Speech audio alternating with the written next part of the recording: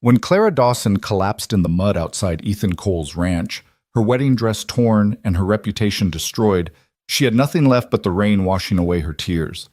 The widowed cowboy standing over her had buried his wife 6 months prior and watched his daughters forget how to smile. What happened next wasn't a fairy tale. It was survival wrapped in desperation.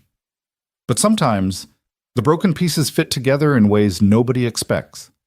Stay with me until the end and comment what city you're watching from so I can see how far this story has traveled. The wind that tore across Wyoming territory in October of 1879 carried no mercy.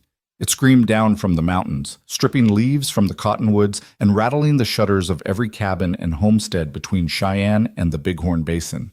The sky had turned the color of old bruises, swollen purple and black, pregnant with a storm that threatened to break the world open. Clara Dawson had been walking for 3 days. Her feet were bare. The delicate leather shoes she'd worn on what should have been her wedding day long since abandoned on some nameless stretch of road. The white dress, once pristine, once beautiful, hung from her frame in tatters, the hem black with mud and streaked with blood from the thorns she'd pushed through when she left the main road. Her dark hair, which had been pinned up with pearl combs and orange blossoms, now hung in wet ropes down her back, tangled with bits of sage and prairie grass. She couldn't remember the last time she'd eaten. The town of Bitter Creek lay 2 miles behind her now, and she would never go back there. She'd made the mistake of seeking shelter there the night before, of standing at the door of the boarding house with her hands clasped and her pride swallowed, begging for a room, for just one night, for any corner where she might sleep out of the cold. Mrs. Henderson, the boarding house keeper, had taken one look at Clara's ruined dress and dirt-smudged face and said, "We don't house women of your kind here." "Please," Clara had whispered, "I have nowhere else. I know who you are." The older woman's face had been hard as granite. "Word travels fast. You think I'd let someone like you under my roof? What kind of woman runs out on her wedding? What kind of woman shames a good man at the altar?" She'd leaned closer, her voice dropping to something cruel and satisfied. "Everyone knows what you are, girl. Everyone knows what you did back east before you came here pretending to be respectable." The door had slammed in Clara's face. She'd stood there for a long moment, swaying on her feet, before turning and walking back into the darkness. Behind her, she could hear voices rising in the boarding house, spreading the news. That girl, that Dawson girl, the one who ran, the one with the past. So she walked. She walked because staying meant facing the poison of their words, the violence in their eyes.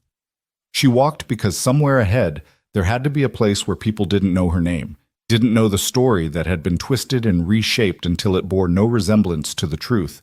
She walked because her legs still moved, and as long as they moved, she wasn't dead yet. The rain started as a whisper, cold droplets that kissed her cheeks and shoulders.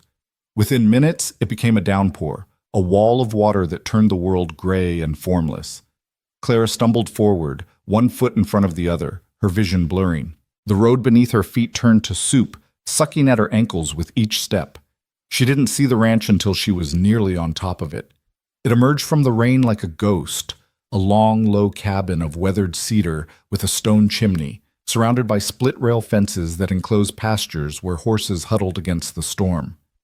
A barn loomed to the left, its doors banging in the wind. Beyond that, she could make out the shapes of outbuildings, a chicken coop, a smokehouse. Clara's knees buckled. She caught herself on a fence post, her fingers white against the wet wood. The warmth of light glowed through the cabin windows, and the sight of it broke something inside her. Warmth, safety. The things she'd been chasing for days, weeks, months, maybe her whole life. Her legs gave out completely. She fell forward into the mud, her hands sinking deep, her face turned up to the rain. She couldn't get up, didn't have the strength. The cold seeped into her bones, and she thought, distantly, that this might be how it ended. Alone. In the mud. 23 years old and already used up. She closed her eyes. Jesus Christ! The voice cut through the rain, rough and male and shocked. Clara tried to lift her head, but her body wouldn't obey. Footsteps splashed toward her, quick and heavy, and then hands were on her shoulders, rolling her over. "Can you hear me?" She forced her eyes open. Through the rain, she saw a man's face, angular and weathered, with deep-set eyes the color of storm clouds and a jaw dark with several days of stubble. He was maybe 35, maybe 40, the kind of man whose age was measured in experience rather than years. A hat sat low on his head, rain pouring from its brim. "Can you hear me?" he repeated, his voice urgent. Clara's lips moved, but no sound came out. The man, the cowboy, she realized, taking in his worn duster and the way he moved with the easy competence of someone who'd spent his life working the land, slid his arms beneath her and lifted her as though she weighed nothing. Clara's head lolled against his chest, and she could hear his heart beating, strong and steady, a counterpoint to the chaos of the storm. "Hold on," he said, though she wasn't sure if he was talking to her or himself. He carried her toward the cabin, moving quickly despite her weight. The door swung open before he reached it, and a child's voice called out, "Papa? Papa? What?" "Get back, Abigail. Get back inside." "But Papa." "Now, girl." The world tilted as he climbed the porch steps. Then warmth surrounded her, sudden and shocking after the cold, and Clara gasped, her lungs expanding. The man laid her down on something soft, a rug maybe, in front of a fireplace, and immediately began stripping off his wet duster. "Abigail, fetch every blanket we have. Quickly." "Who is she?"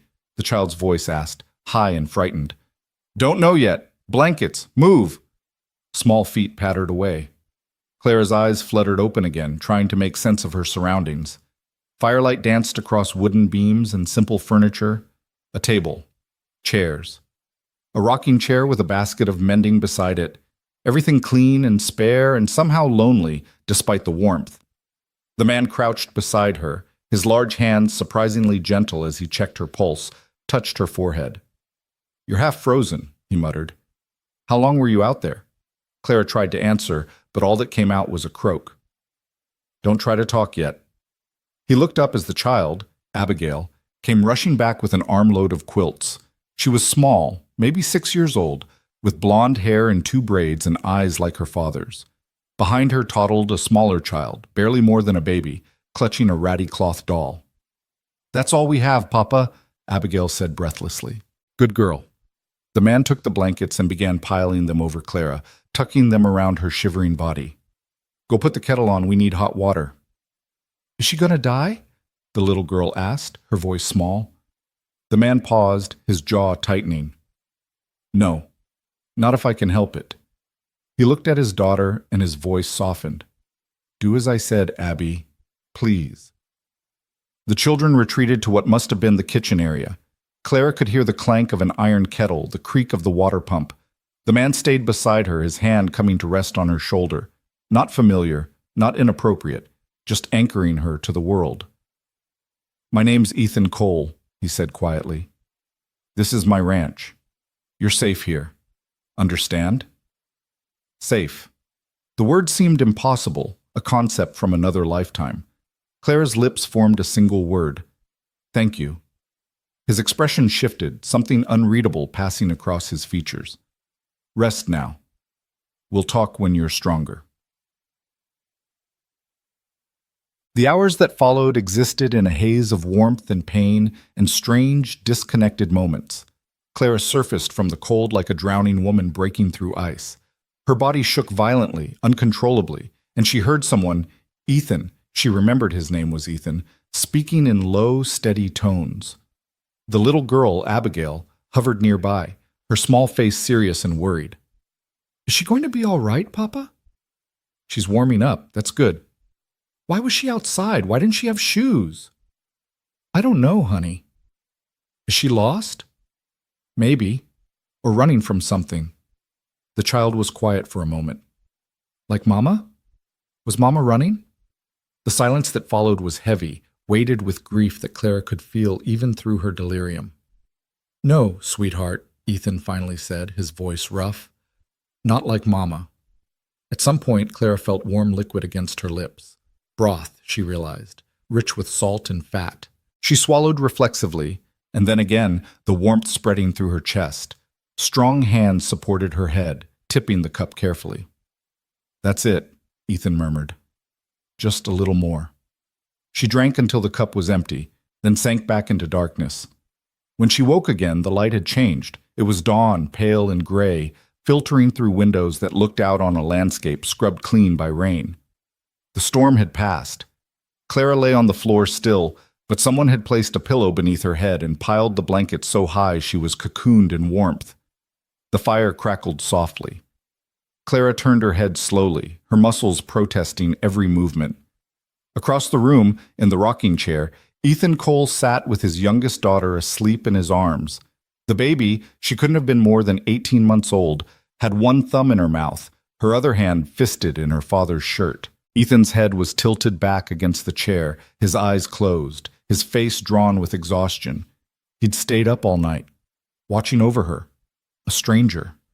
Clara's throat tightened. She tried to sit up, and immediately the world spun. She grabbed for the floor, steadying herself, and the movement must have made a sound because Ethan's eyes snapped open. For a moment he looked confused, disoriented. Then his gaze found her, and he straightened carefully, mindful of the child in his arms.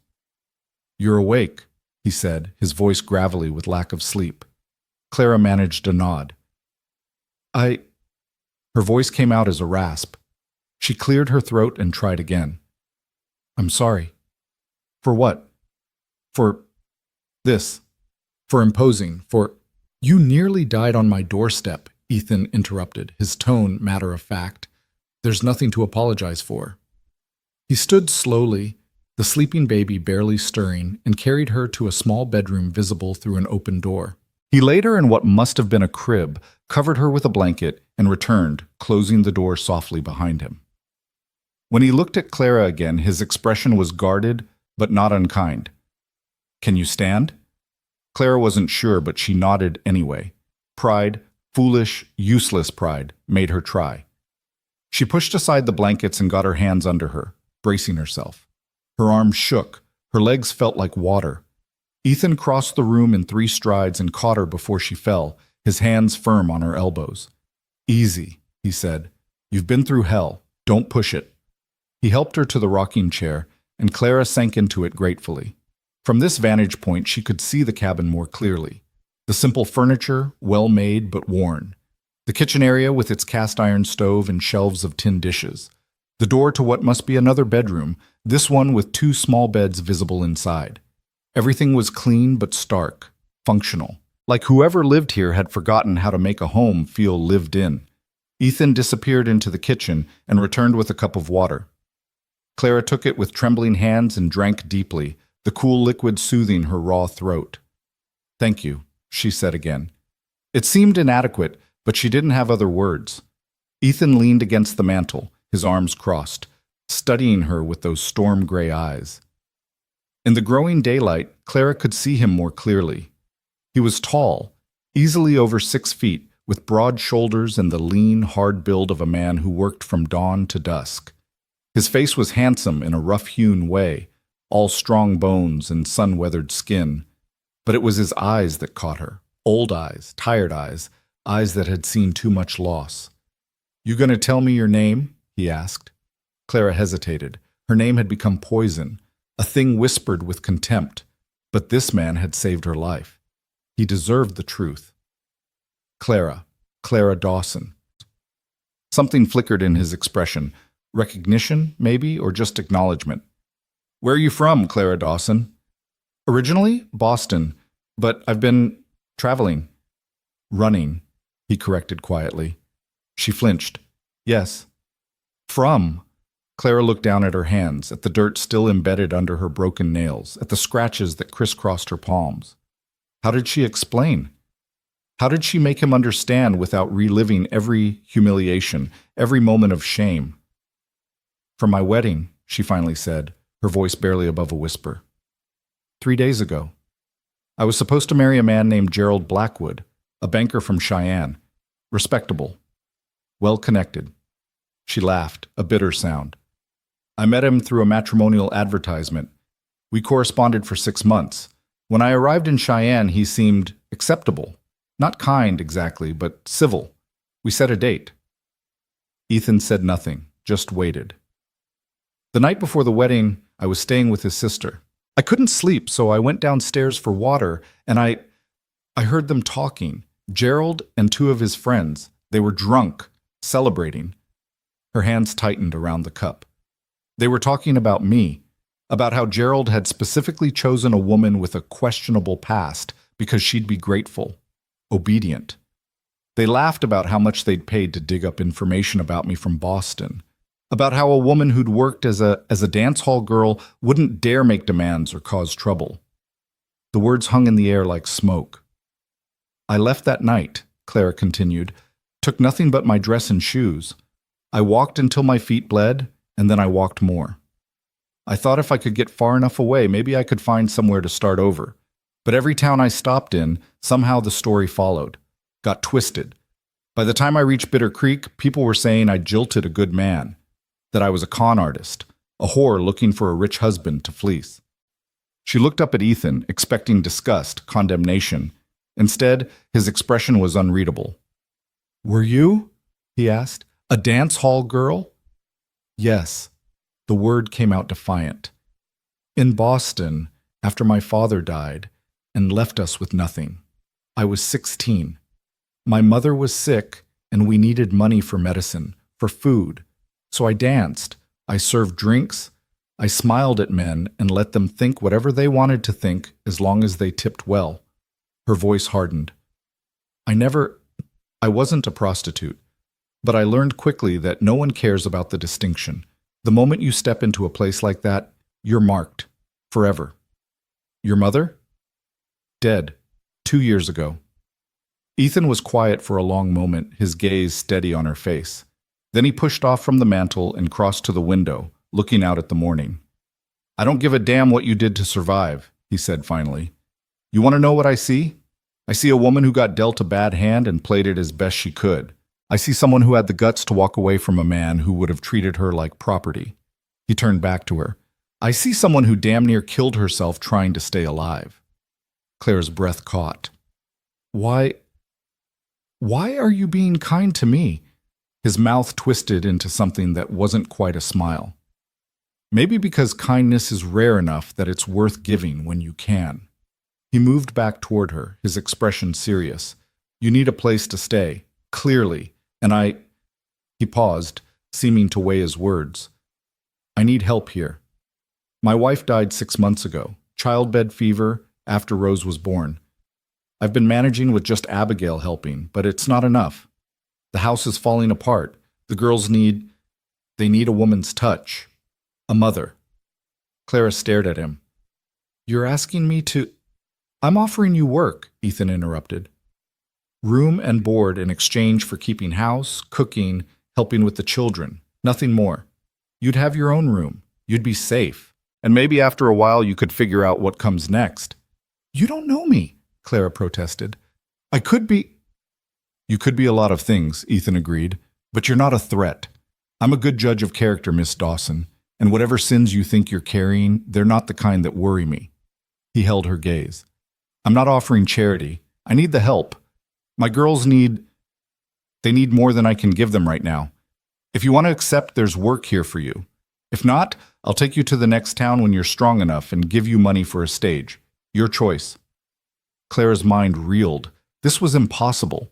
Men didn't offer safe harbor to ruined women. They didn't look past reputations and offer second chances.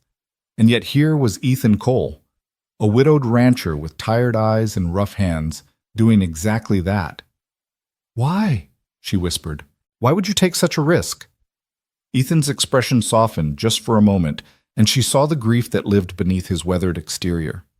"Because 6 months ago, I buried my wife, and I've been drowning ever since. Because my daughters deserve better than watching their father barely hold on. Because sometimes, Miss Dawson, broken people are the only ones who know how to help each other." He straightened.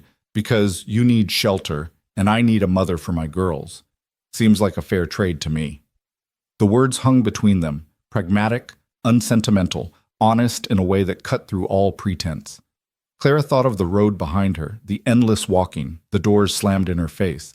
She thought of winter coming, of the cold that would kill her if she kept running. She thought of the alternatives, going back to cities where her name was known, trying to disappear into places where women like her ended up in cribs or laudanum dens or shallow graves. Or she could stay here, in this spare, lonely cabin with this grieving man and his two little girls.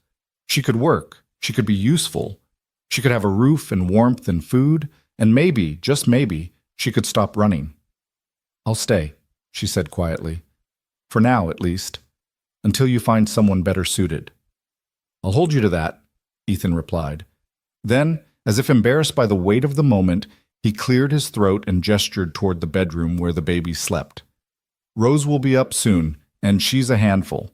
Abigail's the serious one. She'll watch you like a hawk, make sure you're worthy of her papa's trust. Fair warning." Despite everything, Clara felt a smile tug at her lips. "I understand." "Good." Ethan moved toward the door, grabbing a coat from a peg. "I've got to see to the horses and check for storm damage. There's bread and preserves in the kitchen if you're hungry. Make yourself useful if you're up to it, but don't push too hard. You're still recovering." He was almost out the door when Clara called after him. "Mr. Cole?" He paused, looking back. "Thank you for seeing me instead of the stories." Ethan's expression was unreadable. "We've all got stories, Miss Dawson. Most of them don't tell the whole truth." He settled his hat on his head. "Welcome to the ranch." Then he was gone, the door closing softly behind him. Clara sat in the rocking chair, her body aching, her mind spinning. Through the window, she could see Ethan striding toward the barn, his figure strong and purposeful against the pale morning sky. Somewhere in the other room, she heard the baby stirring, making the soft sounds of waking. She was here. She was alive. She was, for the first time in months, maybe years, safe. It wasn't love. It wasn't romance. It was survival, wrapped in a practical arrangement that suited them both. But as Clara pushed herself up from the chair, as she steadied herself and moved toward the kitchen to begin the work that would earn her keep, she felt something unfamiliar bloom in her chest. Hope. The first week passed in a blur of exhaustion and adjustment. Clara threw herself into the work with a desperation born of need. She scrubbed floors until her hands were raw, washed linens in the big copper tub behind the house, beat rugs and swept corners and polished every surface until the cabin gleamed. She cooked simple meals from the stores in the larder, beans and salt pork, biscuits and gravy, stews that simmered all day on the stove. She learned the rhythms of the ranch, the early mornings when Ethan rose before dawn to tend the horses, the evenings when he came in bone-tired and silent. The girls were a different challenge. Rose, at 18 months, was too young to understand anything except that Clara was new and therefore interesting. She toddled after Clara constantly, babbling in her nonsensical baby language, offering her ratty doll for inspection every few minutes. Clara found herself softening toward the child despite her determination to remain detached. It was impossible not to smile when Rose laughed, or to feel a pang of tenderness when the baby fell asleep in her lap, thumb in mouth, completely trusting. Abigail was another matter entirely. The 6-year-old watched Clara with eyes too old for her face, suspicious and guarded. She answered questions with single words, never volunteered information, and made a point of hovering nearby whenever Clara was near her father or sister. She was protecting them, Clara realized, protecting her broken family from another potential loss. It broke Clara's heart. One evening, nearly a week after her arrival, Clara found Abigail sitting on the porch steps, her thin arms wrapped around her knees, staring out at the sunset. The child had been quiet all day, almost sullen, refusing to eat more than a few bites at dinner. Clara hesitated, then sat down beside her, careful to leave space between them. "Beautiful sunset," she offered. Abigail said nothing. "Your father tells me you're a good helper, that you've been taking care of Rose while he works." Still nothing. Clara tried a different approach. "I had a mother once, too. She died when I was not much older than you." That got a reaction. Abigail's head turned slightly, though she didn't look at Clara directly. "She got sick," Clara continued quietly, "and no matter what I did, no matter how hard I tried to help her, she just kept getting worse. I felt like it was my fault. Like if I'd been better, smarter, more useful, maybe she would have stayed." Abigail's voice was small. "Mama died because of Rose." "No," Clara said firmly. "Your mama died because sometimes bodies don't work the way they should, because fevers happen and doctors can't always fix them, not because of Rose, not because of you, not because of anything anyone did wrong." Papa cries at night, Abigail whispered. I hear him. He tries to be quiet, but I hear him. Clara's throat tightened. Grief is like that. Comes when you least expect it. Do you cry for your mama? Sometimes, even after all these years. Abigail finally looked at her, and Clara saw tears tracking down the child's cheeks. I don't want to forget her. I try so hard to remember what she looked like, what she smelled like, but it's getting fuzzy. What if I forget? Clara reached out slowly, giving Abigail time to pull away. When the child didn't move, Clara gently took her hand. You won't forget the important things. The way she made you feel loved. The sound of her voice when she sang to you. Those things live in here. She placed Abigail's hand over her own heart. Where they can't fade. Promise? I promise. Abigail was quiet for a long moment. Then, in a voice barely audible, Are you going to leave too? There it was, the fear beneath the suspicion, the wound that hadn't healed. Clara squeezed her hand gently. I'm not planning to, but I won't lie to you, Abigail. I don't know what the future holds. What I can tell you is this. While I'm here, I'll do my best to take care of you and Rose. I'll cook your meals and mend your clothes and make sure you're safe. I can't replace your mother. I wouldn't even try. But I can be someone you can count on, if you'll let me. Abigail studied her with those two old eyes, weighing Clara's words against her young experience of loss and disappointment. Finally, almost imperceptibly, she nodded. Okay? It wasn't acceptance, not yet, but it was a start. The break came, as breaks often do, without warning. It was late afternoon, nearly 2 weeks after Clara's arrival. She'd been kneading dough for bread, her hands dusty with flour, when Abigail came running into the cabin, her face pale. Miss Clara, come quick! Clara's heart lurched. What is it? Where's Rose? She's fine. It's Papa. He got kicked by one of the horses. He's bleeding. Clara didn't stop to think. She wiped her hands on her apron and ran. She found Ethan in the paddock, sitting in the dirt with his back against the fence, his left hand pressed to his ribs. Blood seeped between his fingers, staining his shirt dark red. A few feet away, a chestnut stallion snorted and stamped, wild-eyed. "Goddamn horse," Ethan muttered when he saw her. "Spooked at nothing and caught me with his back hoof." "Let me see." Clara dropped to her knees beside him, her hands already reaching for his shirt. "It's not that bad. Let me see." Their eyes met, and something in Clara's expression must have convinced him because Ethan moved his hand away. Clara lifted his shirt carefully, her breath catching at the sight of the wound. The horse's hoof had caught him just below the ribs, tearing through skin and muscle. Blood pulsed steadily from the gash. "Abigail," Clara said, forcing her voice to stay calm. "Run to the house. Bring me clean cloths, the whiskey from the cupboard, and the sewing kit. Quickly now." The girl took off at a run. Clara pressed her own hand to the wound, applying pressure. Ethan hissed through his teeth, but didn't pull away. "When did you become a doctor?" he asked, his voice tight with pain. "I worked in a dance hall, remember? You learn basic field medicine quickly when men get into drunken brawls every Saturday night." She met his eyes. "This needs stitches. Hell, you've had worse? Doesn't make it any more pleasant." Despite the situation, Clara felt her mouth twitch. "No, I suppose it doesn't." Abigail returned, her arms full. Clara took the supplies and set to work. She cleaned the wound with whiskey.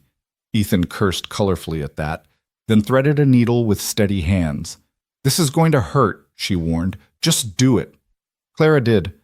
To his credit, Ethan didn't flinch as she pushed the needle through his skin, drawing the edges of the wound together with small, careful stitches.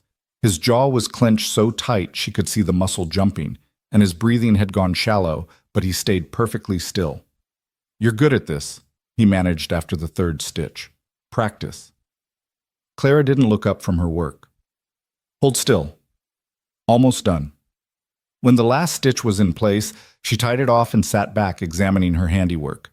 It wasn't pretty, but it was clean and tight. She pressed a clean cloth to the wound, then used strips of fabric to bind his ribs. "Keep this clean," she instructed, her voice crisp and professional. Change the dressing twice a day. If you see any red streaks or if you develop a fever, you need a real doctor. Yes, ma'am. Something in his tone made Clara look up. Ethan was watching her with an expression she couldn't quite read, surprise, maybe, or reassessment, as if he was seeing her clearly for the first time. What? She asked. Nothing, just thank you. You saved my life, Clara replied simply. Seemed only fair to return the favor. She helped him stand, taking most of his weight as he got his feet under him. He was heavy, solid muscle and bone, and she staggered slightly before finding her balance. Together they made their slow way back to the cabin, Abigail hovering anxiously beside them. Inside, Clara got Ethan settled in his chair by the fire, then checked on Rose, who'd slept through the entire crisis. When she returned to the main room, she found Abigail sitting on the arm of her father's chair, her small hand resting on his shoulder, her face still pale with fear. Is Papa going to die? The child asked. No, Clara said firmly. He's too stubborn for that. Ethan snorted, then winced. Remind me not to laugh for a few days. I'll add it to the list of things you're not allowed to do, Clara replied, along with heavy lifting, horse breaking, and generally being an idiot. Bossy, Ethan observed. Someone has to be. Their eyes met, and something passed between them, a kind of understanding, an acknowledgement that the boundaries between them had shifted. Clara was no longer just a woman he'd offered shelter to. She was capable, necessary, someone he could rely on. It should have felt like just another transaction, another practical arrangement. But as Clara turned back to the kitchen, as she heard Abigail's soft voice asking her father if he was really all right, as she felt the strange warmth of being needed, not used, but genuinely needed, she realized that something was changing. The cabin was becoming less lonely, and so, perhaps, was she. That night, after the girls were asleep and Ethan had reluctantly agreed to rest, Clara sat alone by the fire. The day's events had shaken her more than she wanted to admit. When she'd seen Ethan bleeding, had run toward him without hesitation, she'd acted on instinct, the same instinct that had once driven her to work herself to the bone for her dying mother, that had made her walk away from a man who would have owned her. The instinct to protect what mattered. When had Ethan and his daughters started to matter? Clara didn't have an answer. She only knew that somewhere between scrubbing floors and stitching wounds, between Rose's trusting smile and Abigail's tentative acceptance, something had taken root in her chest, something dangerous and terrifying and undeniable. She was beginning to care. The door to Ethan's room opened quietly. He emerged, moving slowly, one hand pressed to his bandaged ribs. When he saw Clara still awake, he paused. Can't sleep? He asked. Neither can you, apparently. He crossed to the fire and lowered himself carefully into the other chair. For a long moment they sat in comfortable silence, watching the flames dance. I was married for 8 years, Ethan finally said, his voice low. Met Catherine when I was 26. She was a preacher's daughter, proper as Sunday morning. Everyone said we were a good match. He was quiet for a beat. They were wrong. Clara looked at him, surprised by the confession. Don't misunderstand, Ethan continued. Catherine was a good woman, kind, dutiful. She gave me 2 beautiful daughters, but we didn't have what you'd call passion. We were partners, comfortable, content.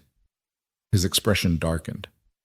When she got pregnant with Rose, something changed. She was different, distant, like she knew something the rest of us didn't.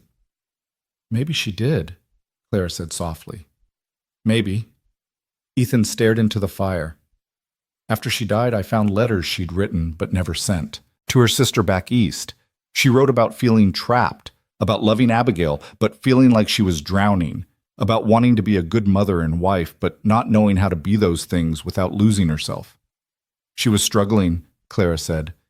It doesn't mean she didn't love you, or the girls. I know. Ethan's voice was rough. But knowing doesn't make the guilt any easier. I should have seen it, should have done something. Clara understood guilt. She'd carried her own version for years. Guilt over her mother's death, over her choices, over every decision that had led her to that ruined wedding dress and that desperate walk through the rain. We can't save people who don't want to be saved, she said quietly. I learned that with my mother. I would have given anything to make her better, but illness doesn't care about love or determination. Sometimes all we can do is be present, bear witness, do our best. Ethan looked at her, and in his eyes, she saw understanding, recognition, the same bone-deep exhaustion that came from trying and failing and trying again anyway. "You're not what I expected," he said. "Neither are you."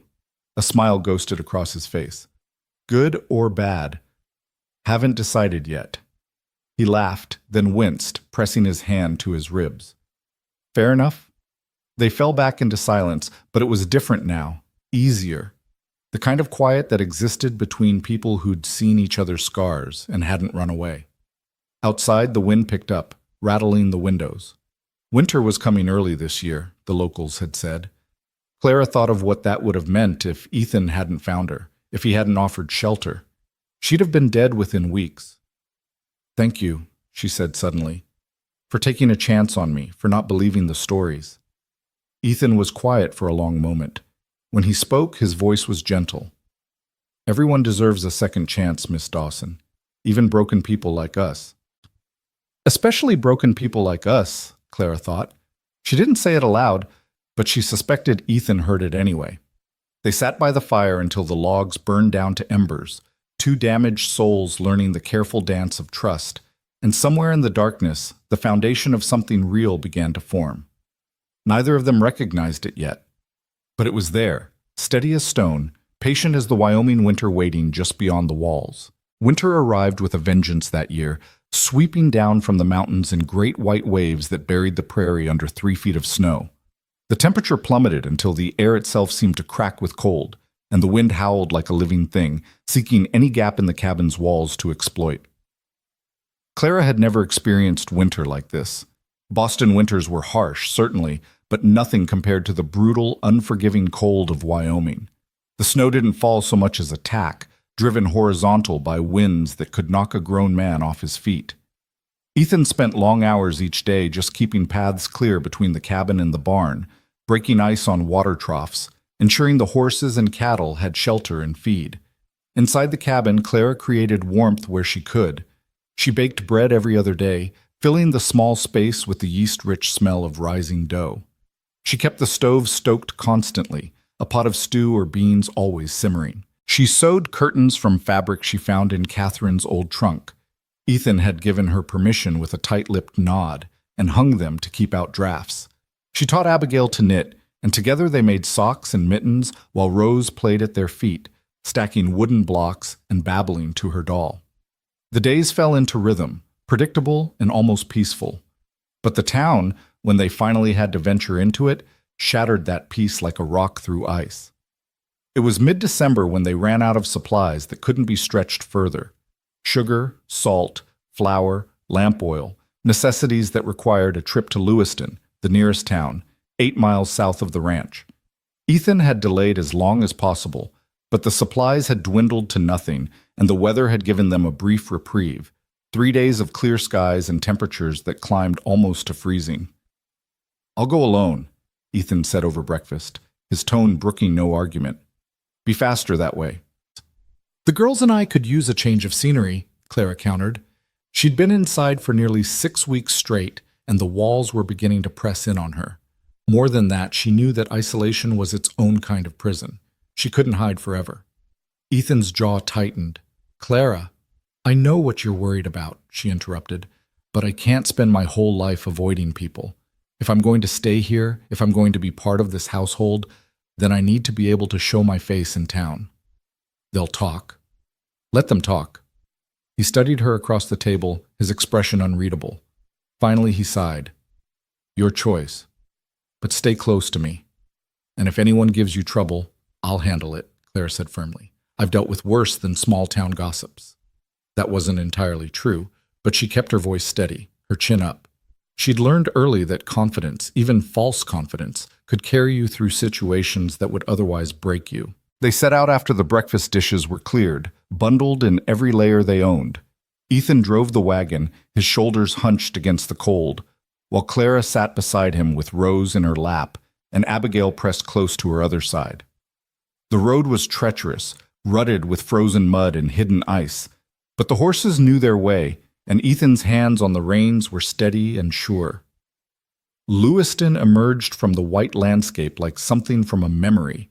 A main street lined with wooden buildings, their false fronts painted in faded colors, their windows frosted over. A church steeple rose at one end, a saloon squatted at the other, and in between were the usual establishments: general store, bank, blacksmith, hotel, boarding house. Smoke rose from a dozen chimneys, and the few people visible on the street moved quickly, heads down, intent on getting their business done and getting back to warmth. Ethan pulled the wagon up in front of Morrison's general store and set the brake. "I'll get the supplies. You keep the girls warm." "I'm coming in," Clara said. "Clara." "I'm coming in," she repeated, more firmly this time. She handed Rose to Abigail. "You two stay in the wagon under the blankets. We'll be quick." Before Ethan could argue further, she climbed down, her boots crunching in the packed snow. The cold bit through her layers immediately, stealing her breath, but she squared her shoulders and followed Ethan toward the store. The bell above the door jangled as they entered. Heat from a pot-bellied stove hit Clara like a wall, and she blinked, her eyes adjusting to the dimmer light. The store was larger than it had appeared from outside, with shelves packed floor to ceiling with goods, canned foods, bolts of fabric, tools, medicines, ammunition. The smell was a mix of sawdust, coffee, and something sweet, penny candy and jars on the counter. A man stood behind that counter, middle-aged and balding, with wire-rimmed spectacles perched on his nose. He looked up as they entered, and his expression went from welcoming to wary in the space of a heartbeat. "Ethan," he said carefully, "didn't expect to see you in town this time of year." "Needed supplies, Morrison." Ethan's voice was neutral, professional. He pulled a list from his coat pocket and laid it on the counter. "Everything on here if you've got it." Morrison picked up the list, but his eyes kept sliding to Clara. She could see the questions forming, the calculations being made. Who was she? What was she doing with Ethan Cole? Had he heard the stories? "I'll need a few minutes to gather everything," Morrison said slowly. Then, as if unable to help himself, "This your new housekeeper, Ethan?" The question hung in the air, loaded with implication. "This is Miss Dawson," Ethan said flatly. "She's helping with the girls, the list, Morrison." "Right, of course." But Morrison's expression had shifted to something knowing, something smug, and Clara felt her stomach sink. He'd heard. Of course he'd heard. In towns like this, information spread faster than wildfire. Morrison disappeared into the back room to gather supplies, and Clara moved to warm herself by the stove. Through the store's front window, she could see people passing on the street, and more than one stopped to stare at the wagon, at the two small faces peering out from under blankets. The bell jangled again, admitting a gust of cold air and two women in heavy coats and bonnets. They were both middle-aged, well-dressed in the way that signaled money and status in a town like this. They approached the counter, chatting about something inconsequential, until one of them noticed Clara. The conversation stopped dead. "Mrs. Henderson," Ethan said evenly, acknowledging the taller of the two women. "Mrs. Pritchard." "Mr. Cole." Henderson's voice was cold enough to match the weather outside. Her eyes raked over Clara with undisguised contempt. "I see you've taken in company." Clara felt every muscle in her body tense, but she kept her expression neutral, her hands folded calmly in front of her. "Miss Dawson is helping with my daughters," Ethan said, his voice hardening. "Not that it's anyone's business but mine." "Oh, I'm sure she's very helpful." Mrs. Henderson's lip curled. "Though I wonder if you're aware of exactly what kind of woman you've invited into your home, into your children's lives." "That's enough," Ethan said sharply. "Is it?" Mrs. Pritchard joined in, her voice shrill with righteous indignation. "The entire town is talking, Mr. Cole. That woman," she pointed at Clara as if she were something distasteful, "abandoned her fiancé at the altar in Cheyenne. Before that, she was working in a Boston dance hall. We all know what that means. And now she's living under your roof, playing house with your innocent children?" Clara found her voice steady despite the rage burning in her chest. "I work for Mr. Cole. I keep his house and care for his daughters. That's all." "Oh, I'm sure," Mrs. Henderson sneered. just like Catherine worked for him before they married. These things have a way of progressing, don't they? Especially with women of your background. You don't know anything about my background, Clara said, her voice low and dangerous. We know enough. We know what you are. The words hit like a slap, but Clara didn't flinch. She'd heard worse, survived worse. These women with their fine clothes and their moral superiority didn't have the power to break her. Not anymore. But before she could respond, Ethan stepped forward, placing himself physically between Clara and the two women. When he spoke, his voice was quiet, but it carried a weight that made both women take a step back. Let me make something very clear, he said. Miss Dawson came to my ranch half dead from exposure and starvation. She was running from a man who planned to use her past to control her. Since she arrived, she's worked harder than anyone I've ever seen. She's brought warmth back into a house that was dying of grief. She's given my daughters something I couldn't: stability, care, and yes, love. His gray eyes were hard as stone. So before you stand there and judge her, before you spread your poison around this town, ask yourselves what you would have done in her position. Ask yourselves if you'd have had half her courage or strength. Mrs. Henderson's face had gone red. Well, I never... No, Ethan interrupted. You never have. You've never had to choose between survival and dignity. You've never had to walk 8 miles in bare feet because the alternative was worse. You've never had to be brave enough to trust a stranger because you had no other options left. He leaned forward slightly. Miss Dawson is not your concern. My family is not your concern.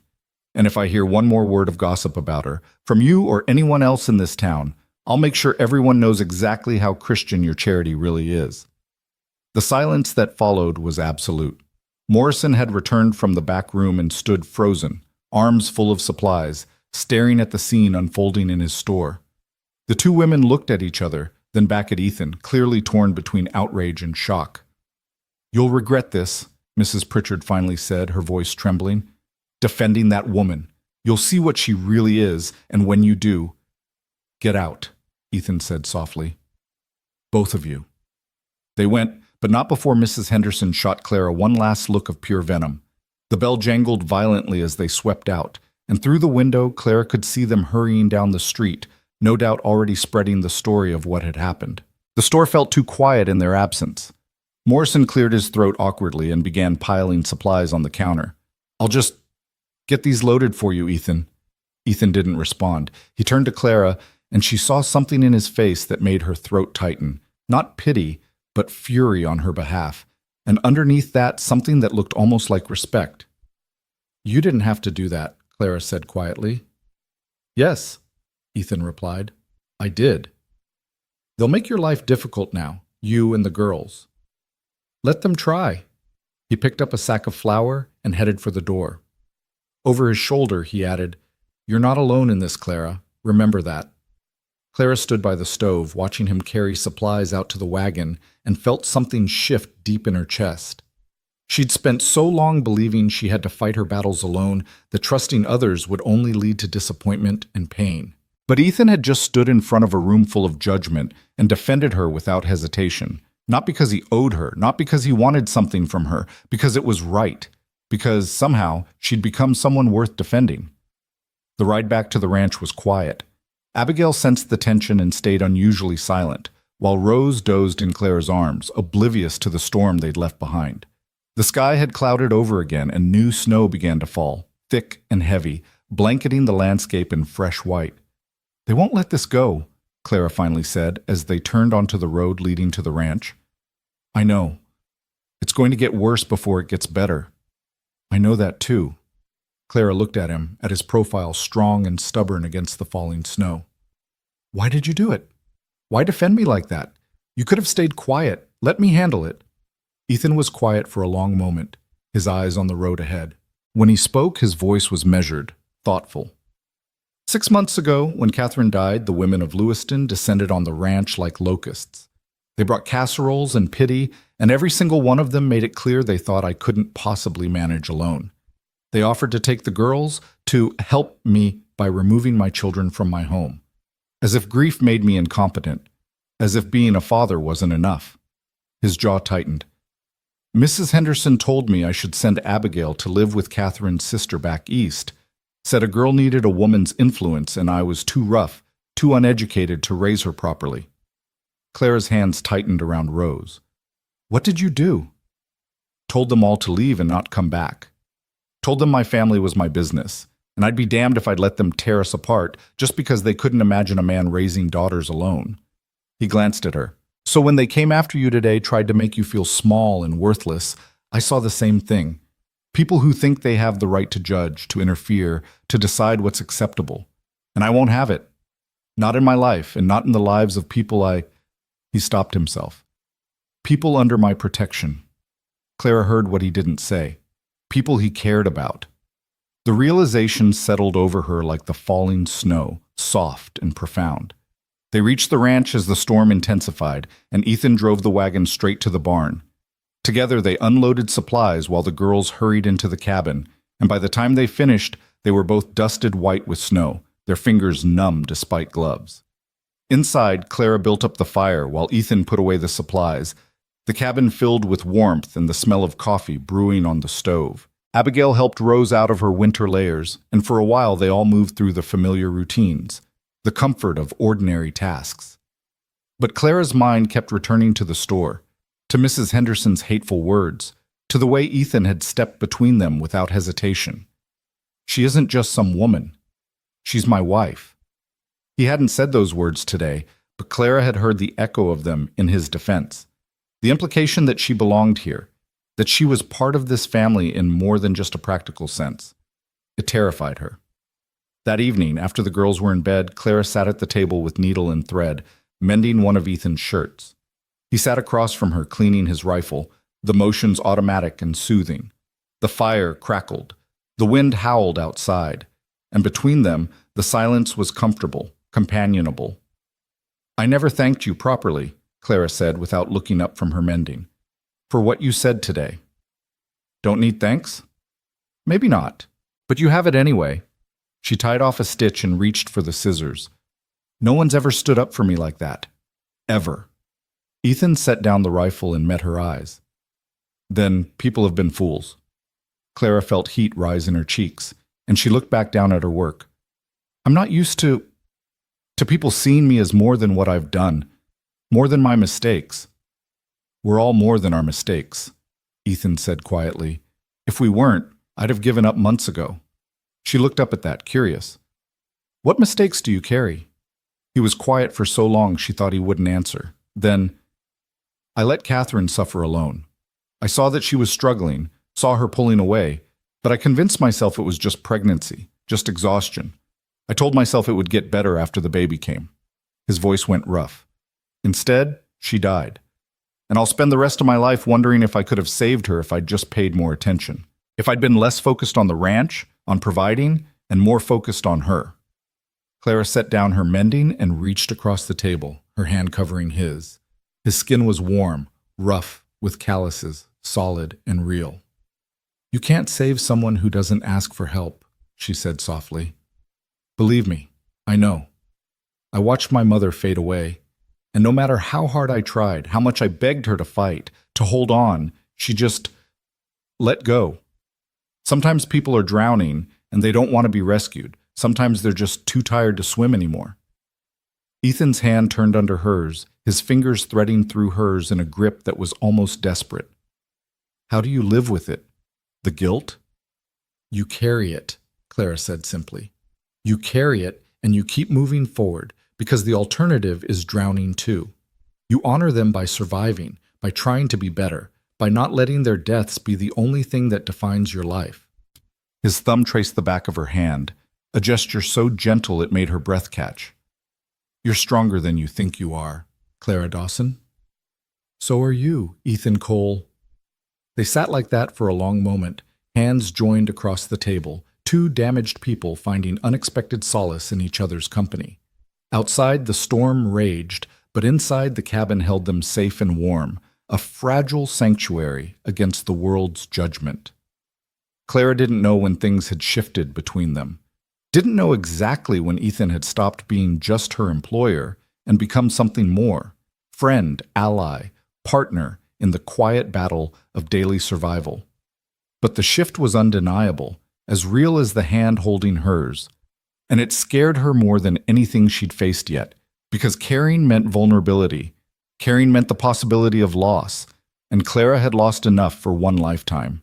But as Ethan squeezed her hand gently before releasing it, as he went back to cleaning his rifle and she returned to her mending, Clara realized something profound. Sometimes the risk of loss was worth taking if it meant you didn't have to face the darkness alone. The days that followed the trip to Lewiston were tense.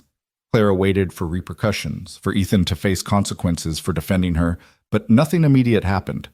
The snow fell steadily, piling higher, cutting them off from town and the rest of the world. It was just the four of them, isolated on the ranch, creating their own small universe. And in that isolation, something beautiful began to grow. Clara noticed it first in small moments. The way Abigail started sitting closer to her during evening reading time, eventually leaning against her shoulder. The way Rose reached for Clara first when she fell and scraped her knee, crying, "Kawa, Kawa!" until Clara picked her up and kissed away the tears. The way Ethan's eyes softened when he came in from the cold and found Clara in the kitchen, the smell of fresh bread filling the cabin. She noticed it in her own behavior too, how she automatically set aside the best pieces of meat for Ethan at dinner, knowing he worked hardest and needed the fuel. How she found herself humming while she worked, old songs her mother had taught her. How she no longer flinched at the sound of boots on the porch, no longer calculated escape routes whenever a man entered the room. She was healing. They all were. One afternoon in late December, Clara was teaching Abigail to make sugar cookies, a rare treat saved for Christmas, when the girl looked up at her with serious eyes. "Miss Clara?" "Yes, sweetheart?" "Are you going to stay? After winter?" Clara's hand stilled in the dough. It was a question she'd been avoiding, even in her own mind. The arrangement had been temporary, a practical solution to mutual needs. But somewhere along the way, temporary had started feeling like something else. "Do you want me to stay?" Clara asked carefully. Abigail nodded, her expression solemn. "Rose loves you, and Papa smiles more now. He didn't smile at all after Mama died, but now he does. Not a lot, but some." She paused. "And I like having you here, even though I was mean at first." Clara's throat tightened. She crouched down so she was eye level with the child. "You weren't mean. You were protecting your family. That's brave, not mean. But I was wrong about you." "Maybe a little," Clara admitted with a soft smile. "But you gave me a chance. You let me prove myself. That takes courage, too." "So will you stay?" Clara thought about the question, really considered it. Staying meant more than just physical presence. It meant commitment, investment, allowing herself to become part of this family in truth rather than just in function. It meant risking her heart after years of keeping it locked away and safe. It meant trusting that this time things might be different. "I'd like to," Clara finally said, "if your father agrees, if there's still a place for me here." "There is," Abigail said with the absolute certainty of childhood. "You belong here now." The words hit Clara like a benediction, like absolution for sins she'd never been able to name. You belong here. After years of running, of being cast out and turned away, of existing on the margins of society, someone was telling her she belonged. She pulled Abigail into a hug, holding the thin little body close, and felt tears prick her eyes. "Thank you," she whispered, "for letting me be part of your family." Abigail hugged her back fiercely. "You're not part of it. You are it." That night, after the girls were asleep and the cabin had settled into its nighttime quiet, Clara found Ethan on the porch despite the cold. He stood at the railing, looking out at the snow-covered landscape, his breath forming clouds in the frigid air. "You'll freeze out here," Clara said, pulling her shawl tighter around her shoulders as she joined him. "Needed to think." "About?" He glanced at her, his expression difficult to read in the darkness. "About what comes next. About spring." Ah, Clara understood. Spring meant the thaw, the roads opening up, the possibility of change. Spring meant decisions. "The arrangement we made," Ethan continued, his voice careful. "It was supposed to be temporary, help through the winter, until we could find something more permanent." Clara's heart sank. "I see." But that's not what I want anymore, he said quickly. What I'm trying to say, badly, is that I don't want you to leave. The girls need you. He stopped, shook his head. We want you to stay. Permanently, if you're willing. As the housekeeper? As family. Ethan turned to face her fully. I'm not asking for anything you're not ready to give. I know we're not. This isn't a love match. It's practical. But it's also real, Clara. What we've built here these past months, the way the girls have come back to life, the way the house feels like a home again, that's because of you. Clara's chest felt tight. Ethan, let me finish. He took a breath. I'm not going to lie and say I'm in love with you. I don't know if I'm capable of that anymore, not after Catherine, but I respect you. I trust you. I care about your well-being, and I think maybe that's a better foundation than passion that burns out. He held her gaze. So I'm asking, will you stay? Will you let this be your home? Let us be your family? No pretense, no temporary arrangement, real and permanent. Clara looked at him, this rough, honest man who'd saved her life and asked for nothing in return, who'd defended her against the town's judgment, who'd given her a place to heal. She thought about Abigail's fierce hug and Rose's sleepy smile. She thought about the cabin that had become more home in 3 months than anywhere she'd lived in years. She thought about belonging. Yes, she said softly. Yes, I'll stay. Relief washed over Ethan's face, so profound that Clara realized he'd been genuinely worried she'd refuse. He reached out, hesitated, then took her hand in both of his. Thank you, he said simply. They stood together in the cold, hands joined, making a promise that was more binding than any legal document. They were choosing each other, not out of desperation this time, but out of something deeper, mutual respect, trust. The understanding that sometimes family wasn't about blood or grand romance, but about showing up day after day, choosing to stay even when it was hard. We should probably make it official, Ethan said after a moment. Legal, so you'd have protection, rights. So no one could question your place here. Clara understood what he was saying. Marriage, not for love, not for passion, but for security and legitimacy. So the town couldn't tear them apart, couldn't use scandal to take the girls away or drive Clara out. All right, she agreed. When spring comes, we'll make it legal. But even as she said the words, Clara felt something flutter in her chest, something dangerous and hopeful and terrifying. Because the truth was, what she felt for Ethan was no longer just respect or gratitude.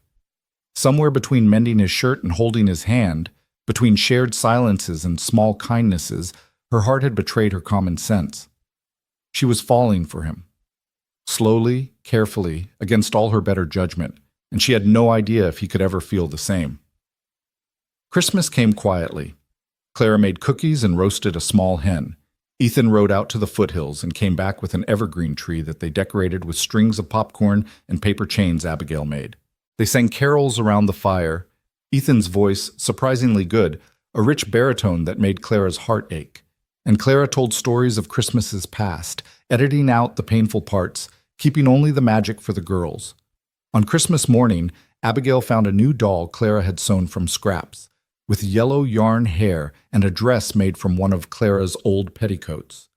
Rose got a wooden horse Ethan had carved, smooth and perfect, painted white with a black mane. And Clara found a package beside her plate at breakfast. A new shawl, soft wool dyed a deep blue, clearly expensive. Ethan, she breathed, you didn't have to. Catherine's sister sent it last year, he said gruffly.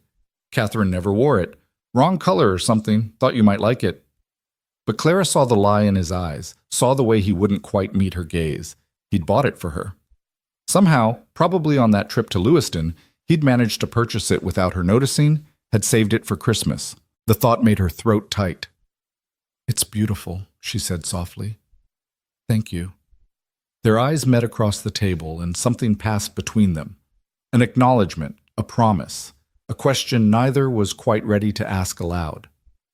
The days between Christmas and the New Year were dreamlike, suspended outside of normal time. The snow continued to fall, the world contracted to just the four of them, and Clara let herself imagine that it could always be like this. Safe, warm, almost happy. But on New Year's Eve, as 1879 became 1880, reality came crashing back. They were sitting by the fire, Clara and Ethan in companionable silence while the girls slept, when they heard it. Hoofbeats, fast and urgent, cutting through the quiet night. Ethan was on his feet instantly, his hand going to the rifle above the mantel. "Stay here," he ordered. But Clara followed him to the door, her heart pounding.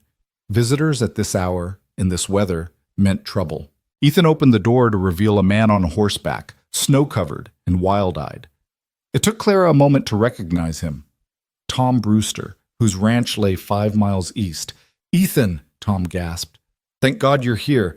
It's my wife. She's having the baby, but something's wrong. She's bleeding, and the baby won't come, and—" His voice broke. "Please. Doc Henderson is snowed in on the other side of the pass. You're the closest help." Ethan's face went white. "Tom, I'm not a doctor. I can't—" "My wife is dying," Tom said flatly. "If you don't come, I'll have to watch her die. And the baby, too." The silence stretched, horrible and suffocating. Then Clara stepped forward. "I'll go." Both men stared at her. "I've assisted with births before," she said, her voice steady despite her racing heart. "In Boston, at the dance hall. Girls got pregnant all the time, and most couldn't afford doctors. I helped where I could." She looked at Ethan. "I'm not a midwife, but I know more than nothing, and right now nothing is what his wife has. Clara, if something goes wrong, then it goes wrong, but at least we tried." She was already moving, grabbing her coat and the shawl he'd given her. "Get your horse saddled, we're going." Ethan looked torn, but he must have seen the determination in her eyes because he nodded sharply. "Tom, go ahead. Keep your wife warm and comfortable. We'll be right behind you." Tom wheeled his horse and took off into the night. "You sure about this?" Ethan asked as he shrugged into his coat. "No," Clara admitted, "but I'm going anyway."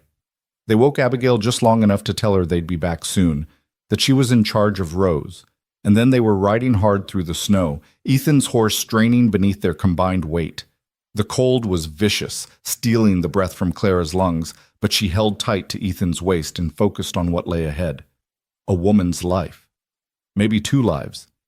In her inexperienced hands. The ride to the Brewster Ranch seemed to take hours, though it couldn't have been more than 45 minutes. By the time they arrived, Clara's face was numb with cold, and her fingers could barely grip the reins. Inside the small cabin, chaos. Tom's wife, Mary, lay on a bed in the corner, her face gray with pain and blood loss. She was maybe 25, blonde and usually pretty, but now she looked half dead, her eyes rolling back as another contraction hit. "Oh God," Tom whispered. "Oh God, Mary, please." Clara pushed past him, already stripping off her coat, rolling up her sleeves. She'd seen situations like this before, had assisted with enough difficult births to know the signs of trouble. But knowing and doing were 2 different things, and her hand shook as she approached the bed. "Mary," she said firmly. "Mary, can you hear me?" The woman's eyes focused on her with difficulty. "Who?" "My name is Clara. I'm going to help you, but I need you to stay with me, understand? I need you to fight." Mary nodded weakly. Clara turned to Ethan and Tom. "I need hot water, clean cloths, and whiskey. Now." They scrambled to obey, and Clara turned back to her patient. She examined Mary as gently as she could, her heart sinking at what she found. The baby was breech, positioned wrong, and the bleeding was significant. Without a real doctor, without proper tools, this was going to be touch and go at best. But Clara had survived impossible situations before. She'd clawed her way out of poverty and shame and near death. She could do this. She had to. "All right, Mary," she said, forcing confidence into her voice. "Your baby has turned the wrong way, but we're going to fix that. When the next contraction comes, I need you to push exactly when I tell you. Can you do that?" "I'll try." "You'll do more than try. You'll succeed. Because that baby needs you, and your husband needs you, and I didn't ride through a snowstorm in the middle of the night to let you give up now." A ghost of a smile touched Mary's lips. "Bossy. You have no idea." For the next 3 hours, Clara worked. She guided, pushed, maneuvered, doing everything she'd learned from watching back alley midwives and desperate dance hall girls bring babies into the world, under the worst possible circumstances. Ethan stayed close, following her instructions without question, his presence steady and anchoring. Tom paced, prayed, and eventually collapsed in a chair, his face in his hands. And just when Clara thought they'd lost, just when Mary's eyes started to flutter closed and her breathing went shallow, the baby turned. Clara felt it happen under her hands, felt the shift, and she nearly cried with relief. "Now, Mary, push now." Mary gathered her last reserves of strength and pushed, and with a gush of blood and fluid, the baby slid free into Clara's waiting hands. A girl, tiny and blue, and completely silent. "No," Clara breathed. "No, no, no." She cleared the baby's mouth and nose, rubbed her chest, her back, doing everything she knew to do. The room held its breath. Tom had stopped pacing. Even Mary, barely conscious, watched with desperate eyes. "Breathe," Clara whispered to the tiny form in her hands. "Please, please breathe." And then, like a miracle, the baby gasped. Once, twice. And then she wailed, thin and reedy, but unmistakably alive. Tom made a sound somewhere between a laugh and a sob. Mary burst into tears. And Clara, hands shaking violently, wrapped the baby in clean cloth and placed her in her mother's arms. "You have a daughter," she said, her voice hoarse. Mary looked up at her, tears streaming down her face. "Thank you. Thank you. You saved us both." Clara couldn't speak. She just nodded and stepped back, letting the family have their moment. Behind her, she felt Ethan's hand on her shoulder, steadying her, and she leaned back into his strength, suddenly exhausted beyond measure. They stayed long enough to ensure Mary and the baby were stable, to clean up the worst of the mess, to accept Tom's stammered thanks and promises of eternal gratitude. Then they rode back through the pre-dawn darkness, silent and bone-tired. The cabin was warm when they returned, Abigail having kept the fire going just as they'd taught her. The girl was asleep in the rocking chair, Rose curled in her lap, both of them safe and sound. Ethan carried them to bed while Clara stood by the fire, staring into the flames, her hands still shaking. When Ethan returned, he found her like that, still in her coat, her dress stained with blood, her eyes distant. "Clara." She looked up at him, and suddenly all the fear she'd held at bay came crashing down. "I could have killed them both. If I'd done one thing wrong. But you didn't." He crossed to her, took her shoulders gently. "You saved them. You were incredible. I was terrified. I know. I was terrified watching you." His voice softened. "But you didn't let it stop you. You did what needed to be done, and you brought that baby back from the edge of death. That's not just skill, Clara. That's courage." Clara looked up at him, and the intensity in his eyes took her breath away. He was looking at her the way no one ever had, with admiration, respect, and something else, something warm and deep and dangerous. "Ethan," she whispered.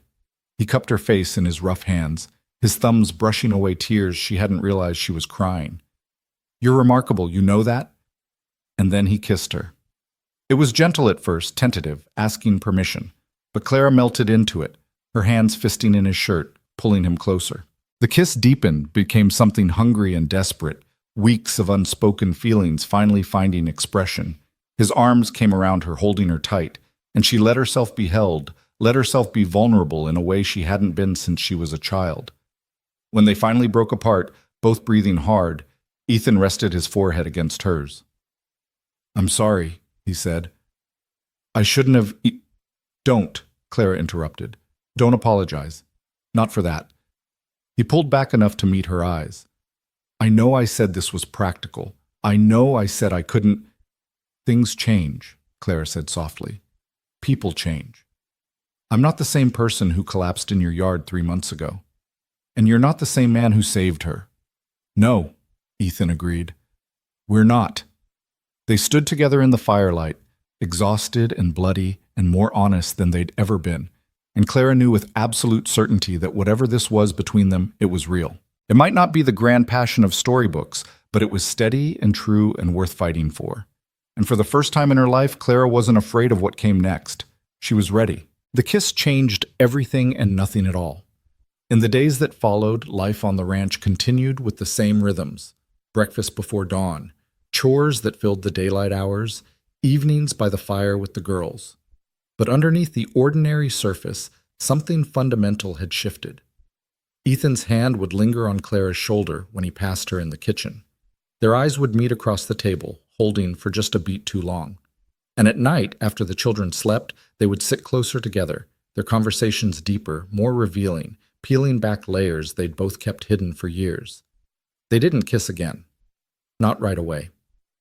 It was as if both of them understood that what they'd started needed time to grow properly, needed to be tended carefully like the first green shoots pushing through spring soil. Rushing would only damage something that could become beautiful if given patience. News of what Clara had done for Mary Brewster spread faster than the winter wind. Tom rode back to the ranch 3 days after the birth, bringing a ham and his stammered gratitude, and apparently he'd stopped at every homestead between his place and Ethan's to tell the story. Within a week, Clara had become something of a legend.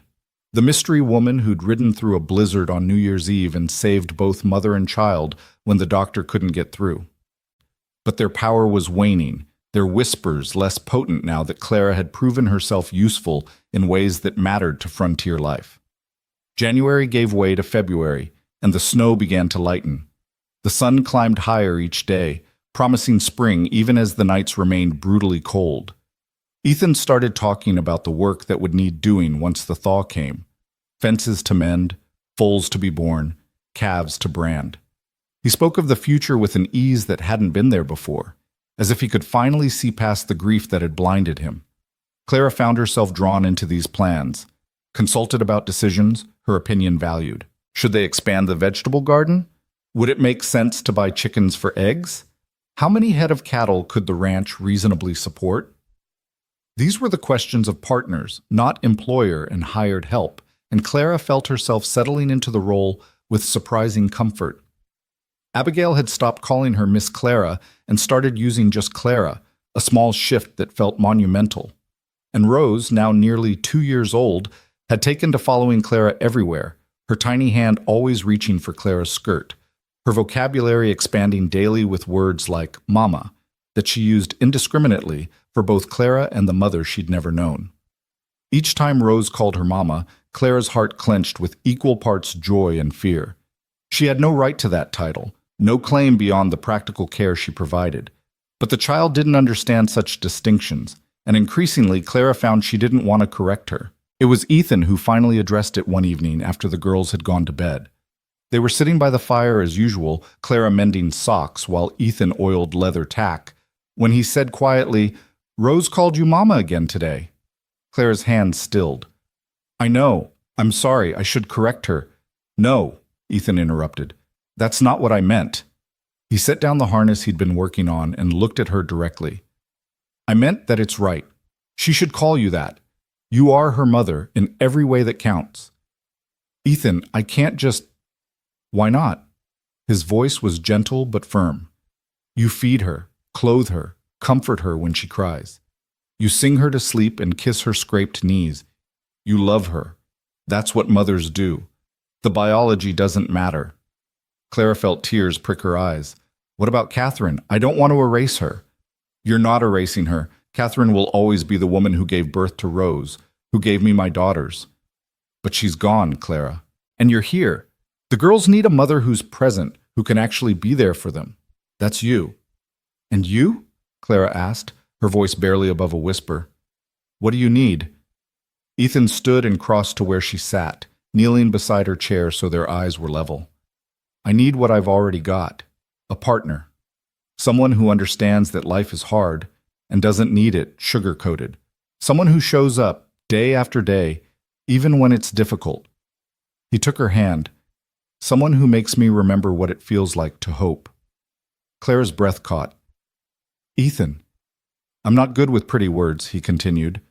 "I can't promise you romance or grand gestures, but I can promise you honesty.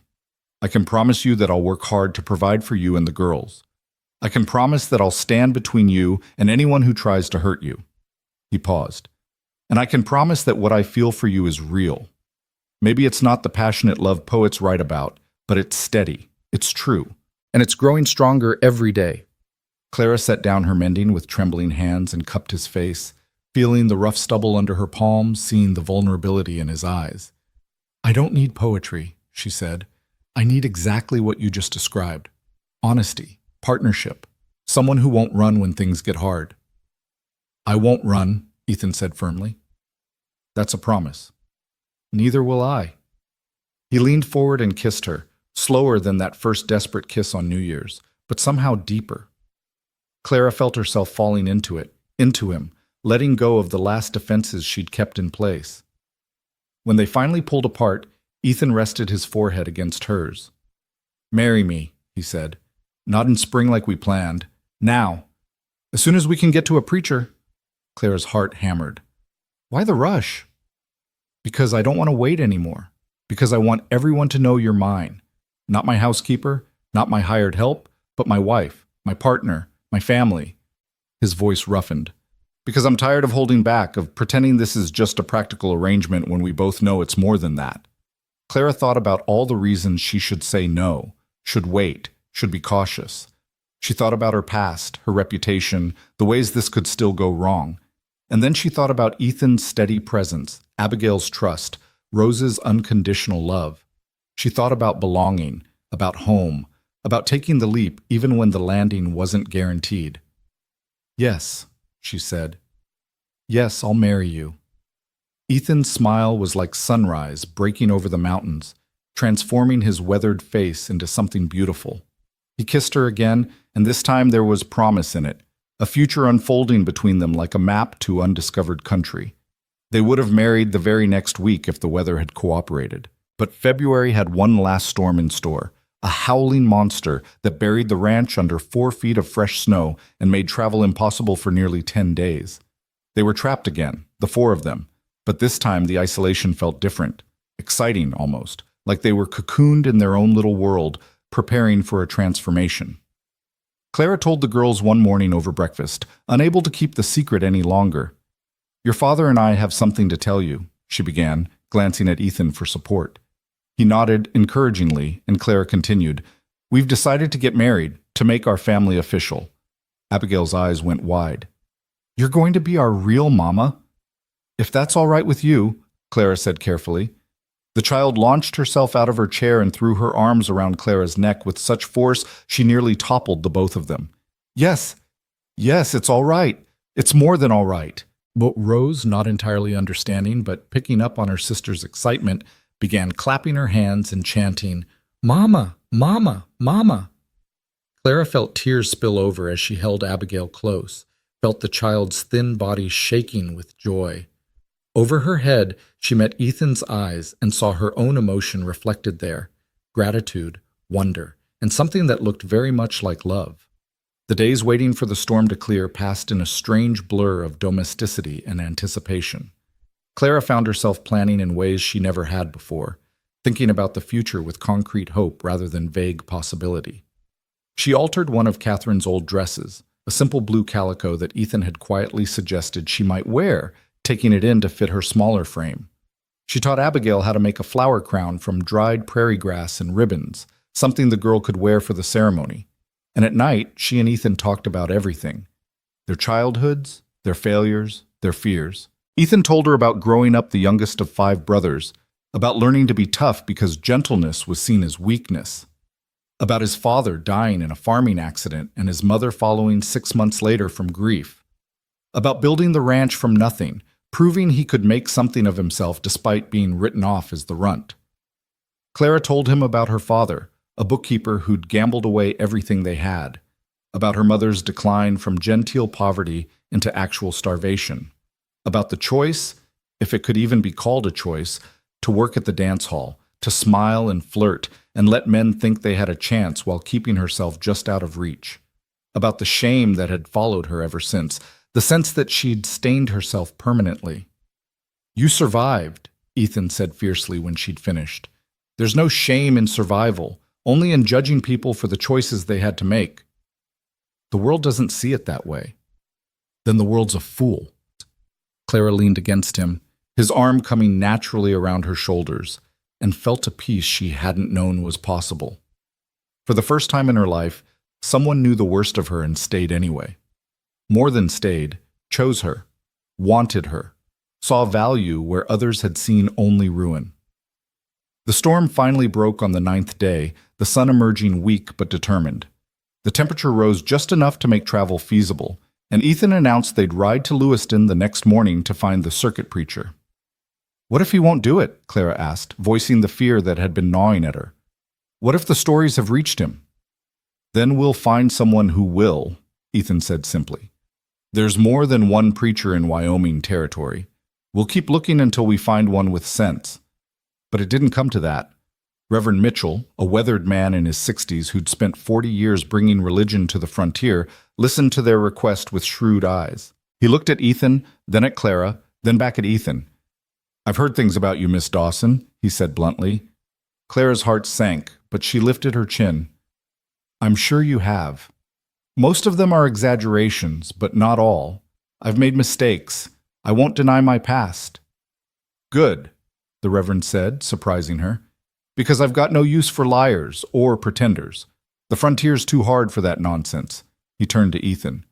"You sure about this, son? Taking a woman with a questionable past?" "I'm sure," Ethan said, his voice hard. "And her past isn't questionable. It's proof she's a survivor, that she's strong enough to handle whatever life throws at her. That's exactly the kind of woman I want as my wife."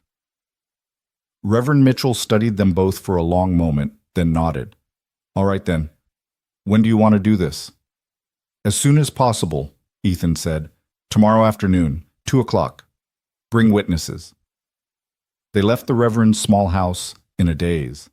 Tomorrow. They were getting married tomorrow. Clara felt lightheaded, unmoored, as if the world had tilted on its axis. "You all right?" Ethan asked as they walked back toward the wagon. "I don't know," Clara admitted. "This is happening so fast. We can wait if you need more time." "No." Clara stopped walking and turned to face him. "No, I don't want to wait. I just keep expecting something to go wrong, for someone to stop us, or for you to change your mind, or—" Ethan pulled her close, right there on the street where anyone could see, and kissed her thoroughly. When he released her, his eyes were intense. "Nothing's going wrong," he said. "No one's stopping us, and I'm not changing my mind. Tomorrow, you're going to be my wife, Clara Dawson, and then we're going to go home and live our lives and be happy. Understand?" Clara nodded, feeling something in her chest uncurl and relax. "Understand." They spent that night in the hotel, separate rooms, propriety observed, and Clara lay awake for hours, staring at the ceiling, unable to quite believe this was real. Tomorrow she would marry Ethan Cole. Tomorrow she would become a wife, a mother, a respected woman with a home and a family. Tomorrow the running would finally, truly end. The ceremony the next day was simple and brief. Tom and Mary Brewster served as witnesses, Mary still pale from childbirth but insistent on attending. Abigail stood beside Clara, solemn in her best dress and flower crown, while Ethan held Rose, who kept trying to eat the ribbon on her bonnet. Reverend Mitchell read from a worn Bible, his voice steady and sure as he spoke the ancient words.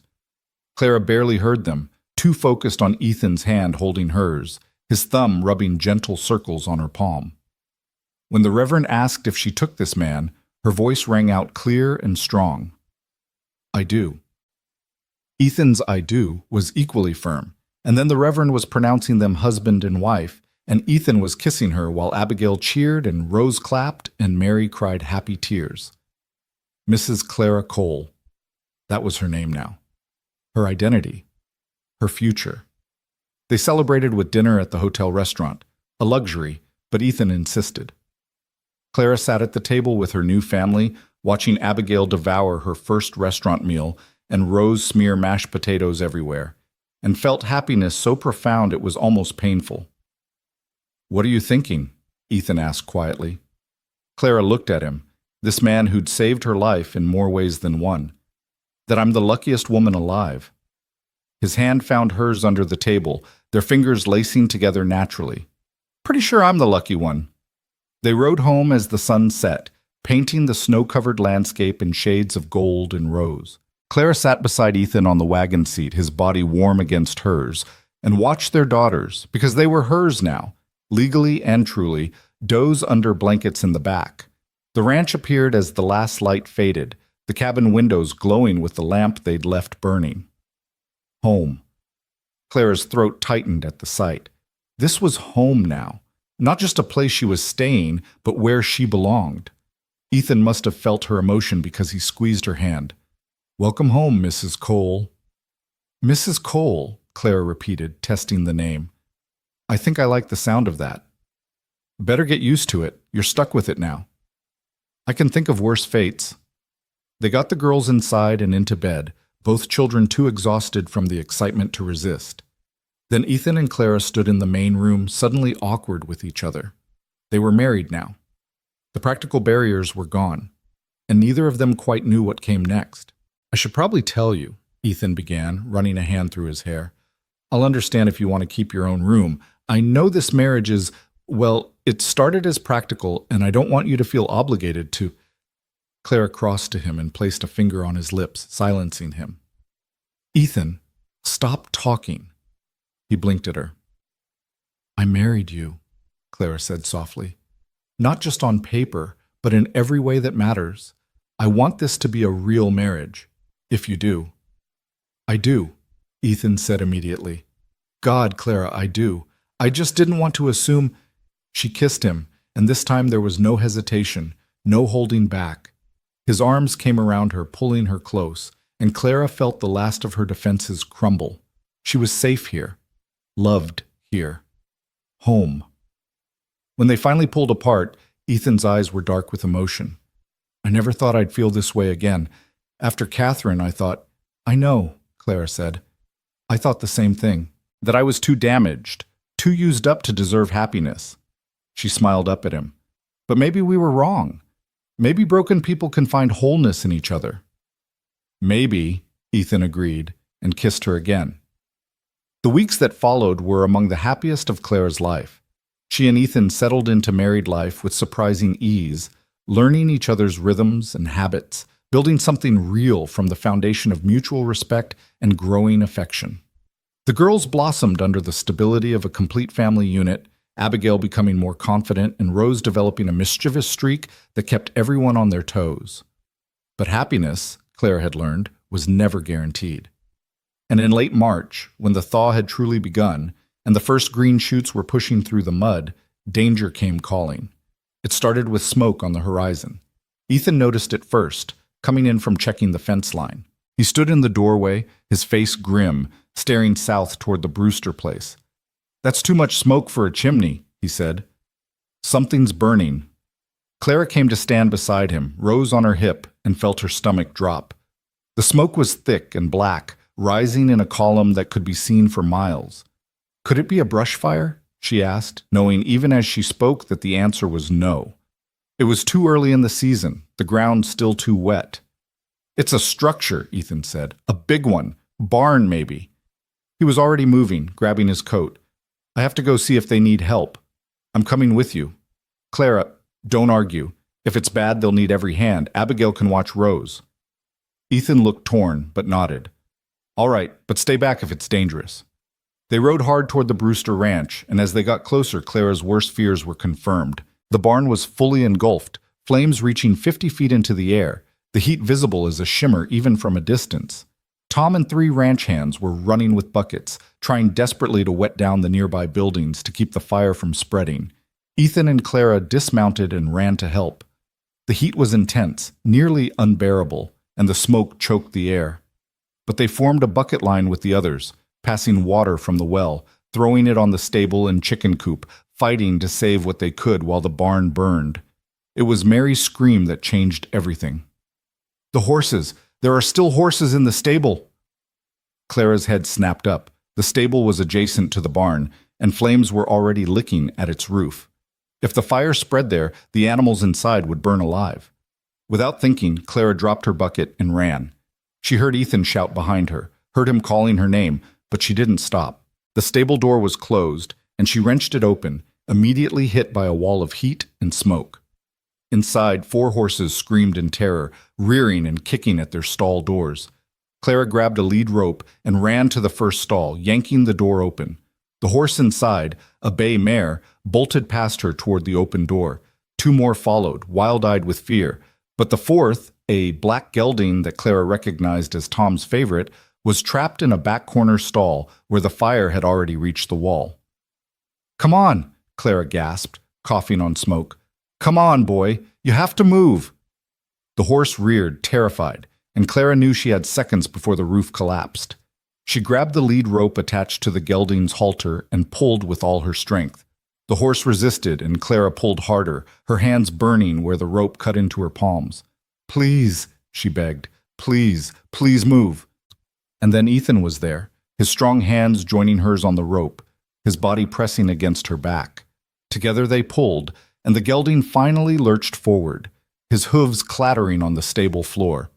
They half led, half dragged the terrified animal toward the door as flames consumed the space where he'd just been standing. They burst out into the open air just as part of the stable roof collapsed with a roar. The gelding jerked free and bolted across the yard, joining the other horses in the far pasture, and Clara fell to her knees, coughing violently, her lungs burning, her hands screaming with pain. Ethan dropped beside her, his hands frantically checking her over. "What the hell were you thinking? You could have died in there." "The horses?" Clara managed between coughs. "To hell with the horses. You could have died, Clara."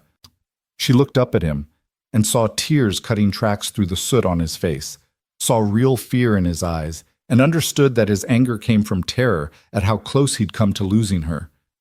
"I'm sorry," she whispered. "I'm sorry, I couldn't let them burn." Ethan pulled her against his chest, holding her so tight she could barely breathe. "Don't ever do that again. Don't you ever risk yourself like that. I can't." His voice broke. "I can't lose you, Clara. I can't." Clara wrapped her arms around him, ignoring the pain in her hands, and held on just as tightly. "I'm here. I'm all right. We're both all right." They stayed like that while the barn finished burning itself out, while the Brewsters and the ranch hands brought the fire under control, while the adrenaline slowly faded and left them shaking. Finally, Mary approached, her face streaked with tears and soot. "Thank you," she said to Clara. "That gelding. Tom's had him since he was a boy. If you hadn't gone in—" She couldn't finish the sentence. Clara looked down at her hands and realized for the first time that they were blistered and bleeding where the rope had burned through her skin. The pain hit all at once, sharp and overwhelming, and she gasped. "Jesus," Ethan breathed, seeing the damage. "Mary, do you have any salve? Bandages?" "In the house. Come on." Inside the Brewster cabin, Mary cleaned and bandaged Clara's hands with gentle efficiency, while Ethan paced like a caged animal, his jaw clenched so tight Clara could hear his teeth grinding. "You'll need to keep these clean," Mary instructed. "Change the bandages daily, and no heavy work for at least a week while they heal." Clara nodded, though she knew that on a ranch there was no such thing as no work. The ride home was silent. Ethan hadn't said a word since they'd left the Brewsters, and Clara could feel his anger rolling off him in waves. Not at her, she realized, at himself. For not being fast enough to stop her, for letting her run into danger. Back at the cabin, Abigail's eyes went wide at the sight of Clara's bandaged hands. "What happened?" "Just a little accident," Clara said, trying to sound casual. "I'm fine." But Ethan's expression said otherwise. After the girls were fed and put to bed, he finally spoke, his voice low and intense. "Do you have any idea what it did to me? Seeing you run into that burning building?" Clara set down the tea she'd been trying to drink despite her bandaged hands. "Ethan, I lost Catherine," he continued, his voice raw. "I watched her die, and there was nothing I could do about it. Nothing. And then you ran into a fire, Clara. You could have died, and it would have been my fault for bringing you there, for not stopping you fast enough. It wasn't your fault. It was my choice. A stupid choice." "Maybe," Clara admitted, "but it was mine to make. Those horses would have died horrible deaths if someone hadn't gone in. I'm sorry I scared you, but I'm not sorry I did it." Ethan stared at her, and she saw him wrestling with conflicting emotions: fear, anger, pride, love.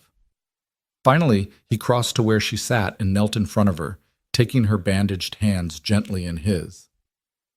"When I saw that roof starting to collapse," he said quietly, "when I realized you were still inside, I felt my whole world ending, because that's what you are now, Clara.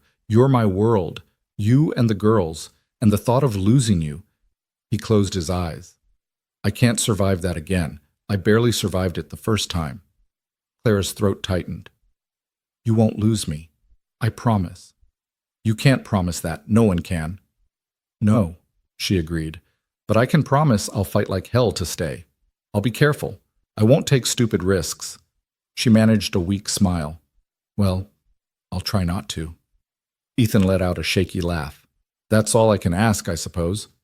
He looked down at her bandaged hands. These are going to hurt like hell for a while. Already do. I'll take care of you. Help with whatever you need. I know you will, just like I'd take care of you. He looked up at her, and in his eyes, Clara saw everything he couldn't quite say out loud. The depth of his feeling, the fear of vulnerability, the wonder that they'd somehow found each other in the midst of all the pain and chaos. I love you, Ethan said suddenly, the words seeming to surprise him as much as they surprised Clara. I didn't think I could feel that way again, didn't think I had it in me. But I do. I love you, Clara, not just for what you do or how you help with the girls. You, the stubborn, brave, impossible woman who runs into burning buildings and saves babies in blizzards and somehow saw something worth staying for in a broken-down widower and his grieving children. Clara felt tears spill over, running hot down her cheeks. I love you too, she whispered. I didn't want to. I tried so hard not to because loving people has always meant losing them. But I couldn't help it. You made me feel safe enough to take the risk. Ethan stood and pulled her carefully to her feet, mindful of her injured hands, and kissed her with a tenderness that made her heart ache. We're going to be all right, he said against her lips. All of us. I promise you that. And standing there in their cabin, with her hands bandaged and her heart full, Clara believed him. They'd both been through too much, survived too many impossible things, to let fear win now. They'd found each other against all odds, built something real from the wreckage of their pasts. Whatever came next, they'd face it together. The next morning, Clara woke to find Ethan already up, standing by the window and looking out at the first real day of spring. The snow had finally melted, leaving the ground muddy and rich.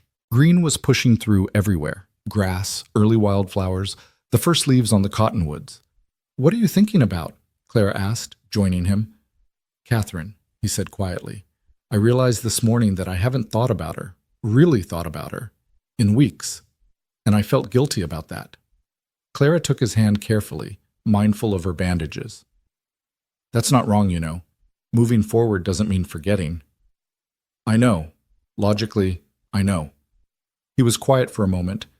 The truth is, I think I've been holding on to my grief like a penance, like if I let it go, I'd be betraying her memory. But last night, when I thought I might lose you, I realized something. What? That Catherine would have wanted this. Would have wanted me to find happiness again, to give the girls a real home. She was a good person, Clara. She deserves to be remembered with love, not guilt. He turned to look at her. And you deserve to be loved fully, not as a replacement or a second choice, but as yourself. Clara felt something release in her chest, a tension she hadn't even realized she'd been carrying. Thank you for saying that. It's the truth. Ethan pulled her close, resting his chin on top of her head. We both get a second chance, Clara. Not many people get that. Let's not waste it. No, Clara agreed, looking out at the spring morning, at the new life pushing through the earth, at the future spreading before them like an open road. Let's not. And in that moment, standing in the cabin that had become home, held by the man who'd become her family, Clara finally let go of the last shadows of her past. She'd been running for so long, searching for a place to belong, never believing she'd find it. But here, in this weathered ranch house on the Wyoming prairie, with two little girls sleeping in the next room and a man who loved her despite knowing all her scars, Clara had found something she'd thought impossible. She'd found home. She'd found love. She'd found herself. And she was never letting go. Spring transformed the ranch in ways Clara hadn't imagined possible. The prairie that had seemed so bleak and empty under winter's blanket exploded into life, carpeted with wildflowers in shades of purple, yellow, and white. The air smelled of sage and new grass, and everywhere she looked there was movement. Birds returning from their southern migration, calves wobbling on new legs, foals testing their strength in the pastures. Clara's hands healed slowly, the burns leaving pale scars across her palms that she would carry forever. Ethan had been true to his word, taking over her heavier chores until she could manage them again, and the girls had stepped up in their own ways. Abigail learned to help with the cooking, her small face serious with concentration as she stirred pots and kneaded bread. Even Rose tried to help, though her assistance usually created more work than it saved. The ranch demanded constant attention as winter released its grip. Fences needed mending where the snow had collapsed them. The vegetable garden had to be turned and planted. The barn roof required patching. Ethan worked from before dawn until well after dark most days, and Clara found herself doing the same, her body aching with good exhaustion by the time she fell into bed each night. But there was joy in the work, satisfaction in seeing tangible results. The garden began to sprout neat rows of green. The repaired fences stood straight and strong. The horses grew sleek on spring grass, and the cattle that had looked half dead by winter's end began to fill out again. And through it all, Clara and Ethan continued to build their life together, their marriage deepening from its practical foundations into something neither of them had quite expected. They learned each other's bodies and hearts with equal care, discovering that passion didn't have to be wild and consuming to be real. Sometimes it was Ethan pulling Clara away from her work to dance with her in the kitchen, to no music but their own humming. Sometimes it was Clara braiding wildflowers into his horse's mane just to see him smile. Sometimes it was simply the way their hands found each other across the table, or the comfort of sleeping curled together after a long day. It was in early April, while Clara was working in the garden one morning, that she made the discovery that would change everything. She'd been digging a new bed for herbs near the south side of the cabin when her spade struck something solid. Thinking it was a rock, she dug around it carefully, only to find the corner of a wooden box buried about a foot down. Her curiosity piqued, Clara excavated the box completely and lifted it from the earth. It was cedar, aged but well made, with a simple latch that opened easily despite years in the ground. Inside, wrapped in oilcloth, was a bundle of letters tied with a faded ribbon. Clara's hands trembled as she lifted them out. The top letter was addressed in a feminine hand, and when she unfolded it carefully, she saw it was dated September 1879, just 2 months after Rose's birth, a month before Catherine's death. The letter began, "My dearest sister Anne." Clara knew she should stop reading, should respect the privacy of the dead, but something compelled her forward. Catherine's words seemed to reach across time, desperate and honest in a way that made Clara's chest ache. "I'm drowning," the letter read. "Everyone looks at me and sees a new mother, blessed and fortunate, but I feel nothing but darkness. The baby cries, and I want to run away. Ethan is kind, but I cannot tell him how deep this pit has become. He would think me ungrateful, unnatural. What kind of mother feels this way about her own child?"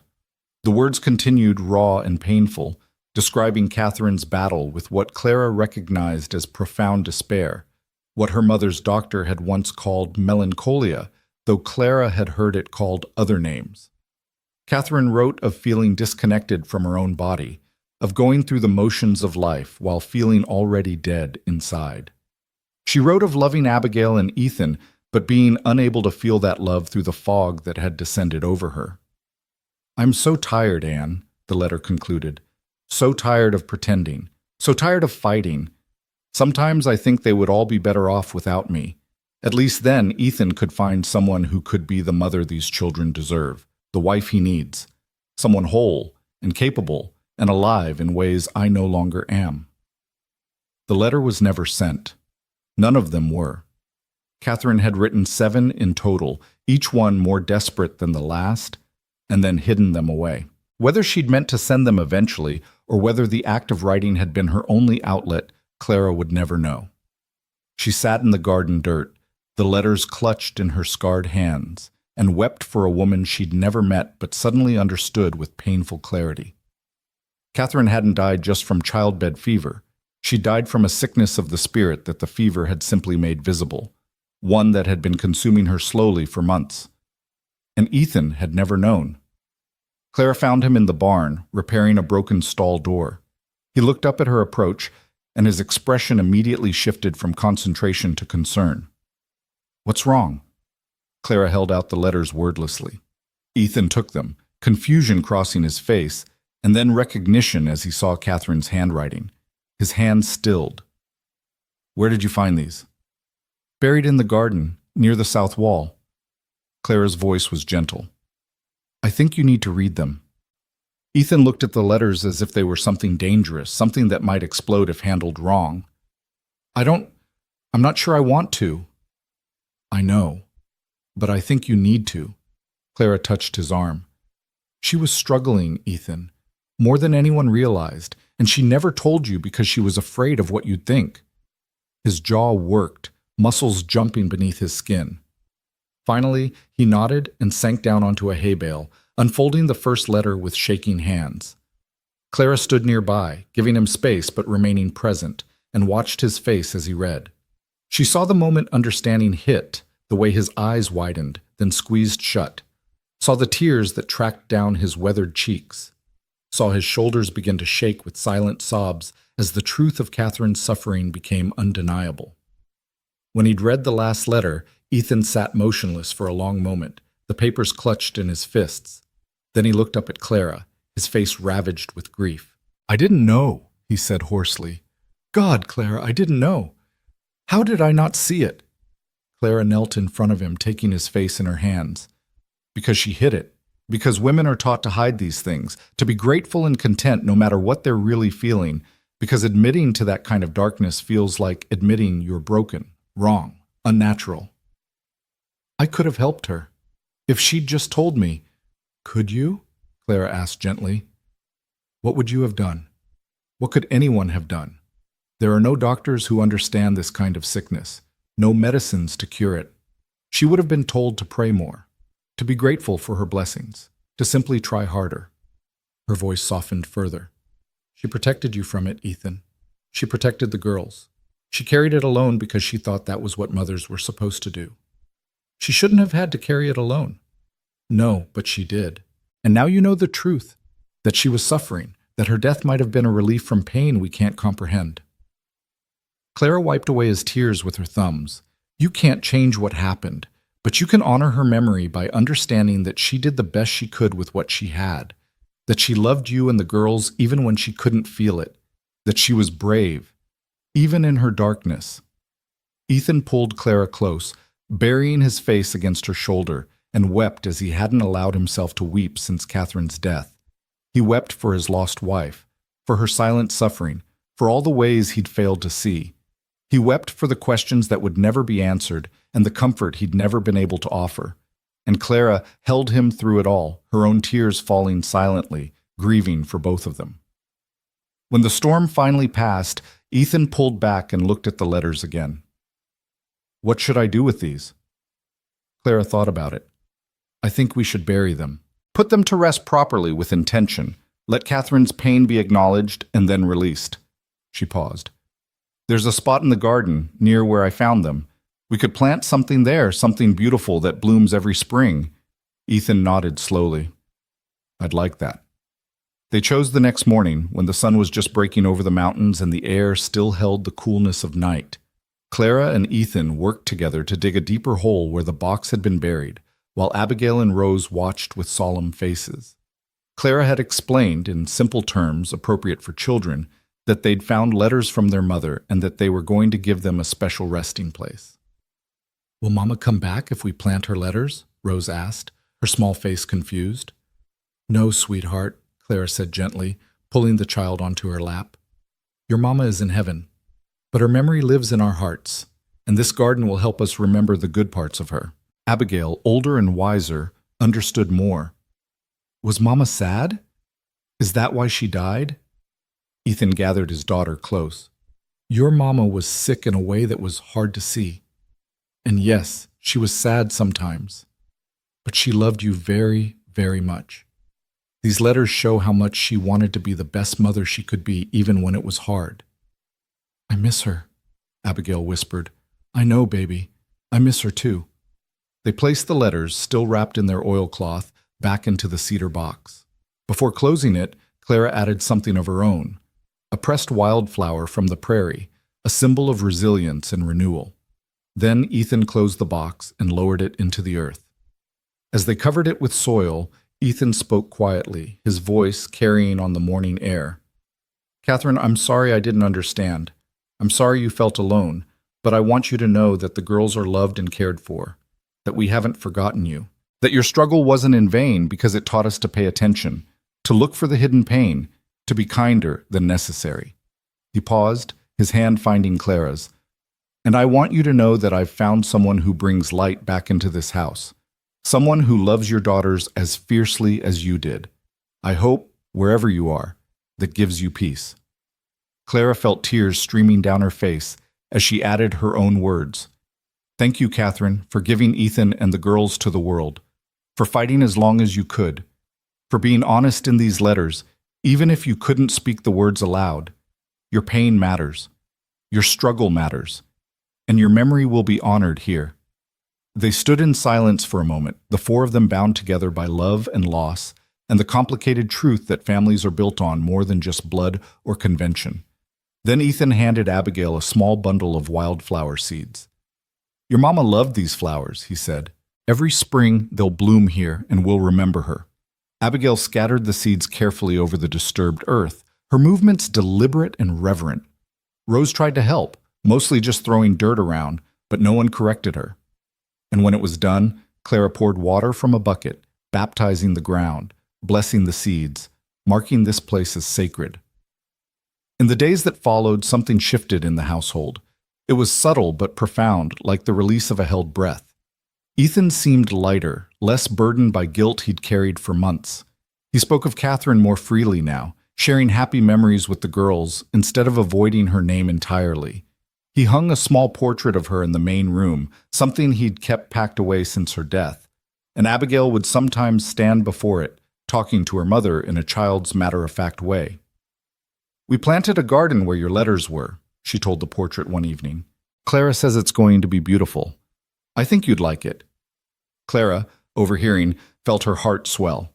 The child was healing, integrating her mother's memory into her present reality rather than being haunted by it. That was all they could ask for. As spring advanced into May, the work on the ranch intensified. This was the season for branding, for moving cattle to summer pastures, for 100 tasks that couldn't be delayed.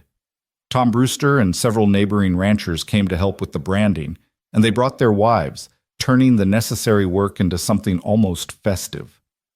Clara found herself surrounded by women for the first time since arriving in Wyoming, and she braced herself for judgment, for whispers and cold shoulders. But something had changed. The women who arrived at the ranch greeted her with cautious respect, acknowledging her with nods and tentative smiles. Mary Brewster, carrying her daughter in a sling against her chest, pulled Clara aside as the men headed to the corrals.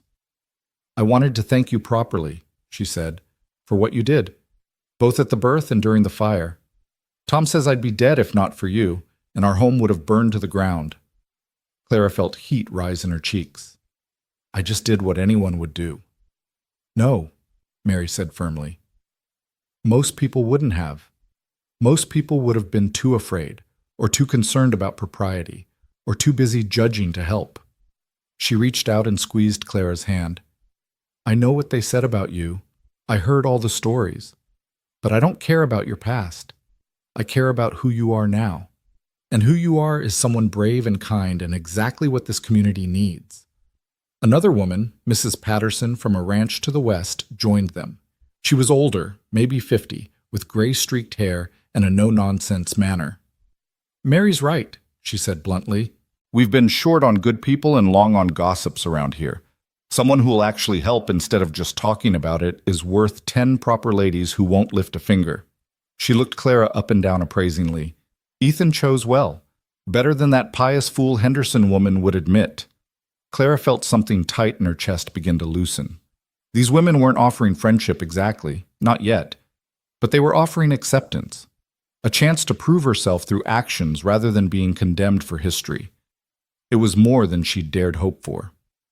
The branding went on for 2 days, hot and dusty work that left everyone exhausted. But at the end of each day, the women gathered in Clara's kitchen, and together they prepared enormous meals for the workers. Clara found herself laughing at their stories, contributing her own, slowly becoming part of the fabric of this community. On the evening of the second day, as the last of the neighbors were preparing to leave, Mrs. Henderson arrived. The cheerful atmosphere in the kitchen died instantly. The other women exchanged glances and Clara felt her stomach drop. She hadn't seen Mrs. Henderson since that confrontation in the general store, and she'd hoped to avoid the woman indefinitely. But Mrs. Henderson didn't come with her usual coterie of judgmental friends. She came alone, and her expression was stiff but not openly hostile. "Mrs. Cole," she said formally, "might I have a word?" Clara straightened her spine and met the woman's eyes. "Of course." They stepped out onto the porch, away from curious ears. The sun was setting, painting the sky in shades of orange and pink, and for a moment neither woman spoke. Finally, Mrs. Henderson cleared her throat. "I owe you an apology." Clara blinked, certain she'd misheard. "I'm sorry?" "An apology," the older woman repeated, the words clearly difficult for her. "I judged you based on gossip and assumptions. I said things that were unkind and unfair, and I've since learned that I was wrong." Clara waited, saying nothing, hardly daring to breathe. "My nephew," Mrs. Henderson continued, her voice tight, "recently found himself in a difficult situation. He made mistakes, as young people do, and the town turned on him with the same viciousness I showed you.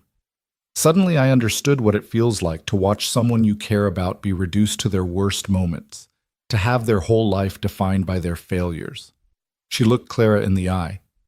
"I'm not saying we're suddenly friends, but I am saying I was wrong. You've proven yourself to be a woman of character and courage. Ethan Cole is lucky to have you." It wasn't a warm apology.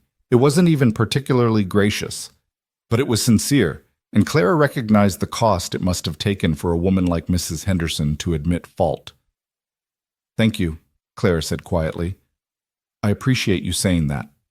Mrs. Henderson nodded once, sharp and businesslike, then turned to leave. But at the edge of the porch, she paused. "The garden you planted," she said without looking back, "where you buried Catherine's letters. It's a lovely tribute. She would have appreciated it." Then she was gone, climbing into her buggy and driving away into the twilight. Clara stood on the porch for a long moment, processing what had just happened. Slowly, cautiously, she allowed herself to believe it.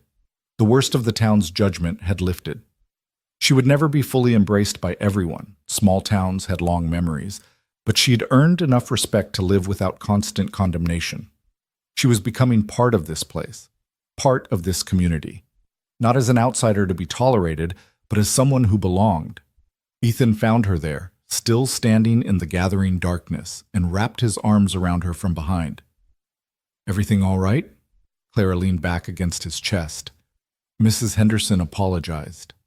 "Did she now?" She could hear the smile in his voice. "Wonders never cease." "No," Clara agreed. "They don't." They stood together watching the last light fade from the sky, and Clara thought about how far she'd come. From the desperate woman who'd collapsed in the mud to this, a wife, a mother, a respected member of a community. It seemed impossible, like a story someone else had lived. But it was real. The weight of Ethan's arms around her was real. The sound of the girls playing inside the cabin was real. The life they'd built together, messy and imperfect and beautiful, was real. In June, the wildflowers above Catherine's buried letters bloomed in a riot of color. Purple lupine, Indian paintbrush, wild roses, and flowers Clara couldn't name. The girls tended the garden faithfully, watering it during dry spells, pulling weeds, talking to their mother as they worked. One afternoon, Clara found Abigail sitting beside the flowers, her expression thoughtful. The child was 8 now, growing tall and lean like her father, her blonde hair sun-streaked from hours outdoors. "What are you thinking about, sweetheart?" Clara asked, settling beside her. "Mama," Abigail said simply, "I was trying to remember her face, but it's getting harder. I can remember pieces, her smile, the way she sang, but I can't see the whole picture anymore." Clara's heart ached for her. "That's normal. Memory works like that, especially when you're young, but the love doesn't fade, even when the details blur." "I feel bad about it," Abigail admitted, "like I'm betraying her by forgetting." You're not betraying her, you're just growing up. That's what she would have wanted. Clara pulled the girl close. And you have me now to help remember. I can tell you stories about the letters she wrote, about how much she loved you, about how hard she fought to be the best mother she could be. Abigail was quiet for a moment, then asked, Do you think she'd be mad? That you're my mama now? Clara considered the question carefully. I think she'd be grateful. I think she'd want you to have someone who loves you and takes care of you. Someone who helps your papa and makes your house a home. She tilted Abigail's face up to look at her. I'm not trying to replace her, Abby. I'm just trying to be what you need now. Is that okay? Abigail nodded, then threw her arms around Clara's neck. I love you, she whispered fiercely. You're the best mama I could have now. Clara held her tight, tears streaming down her face. I love you too, sweetheart. So much. That evening, as Clara was preparing dinner, she felt a familiar sensation, a flutter low in her belly that she'd been noticing for a few days. At first, she'd dismissed it as digestion, but it had grown more pronounced, more distinct. And suddenly, with absolute certainty, she knew what it was. She was pregnant. Her hand stilled on the bread dough she'd been kneading, and she pressed one palm flat against her stomach. A baby. She was going to have Ethan's baby. The thought was overwhelming, terrifying, and utterly wonderful all at once. She'd wondered, of course. They'd been married for months now, and they shared a bed most nights.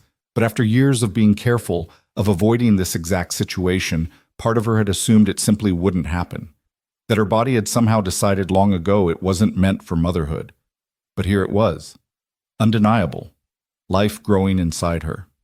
Clara didn't tell Ethan immediately. She wanted to be absolutely sure, wanted to watch for other signs.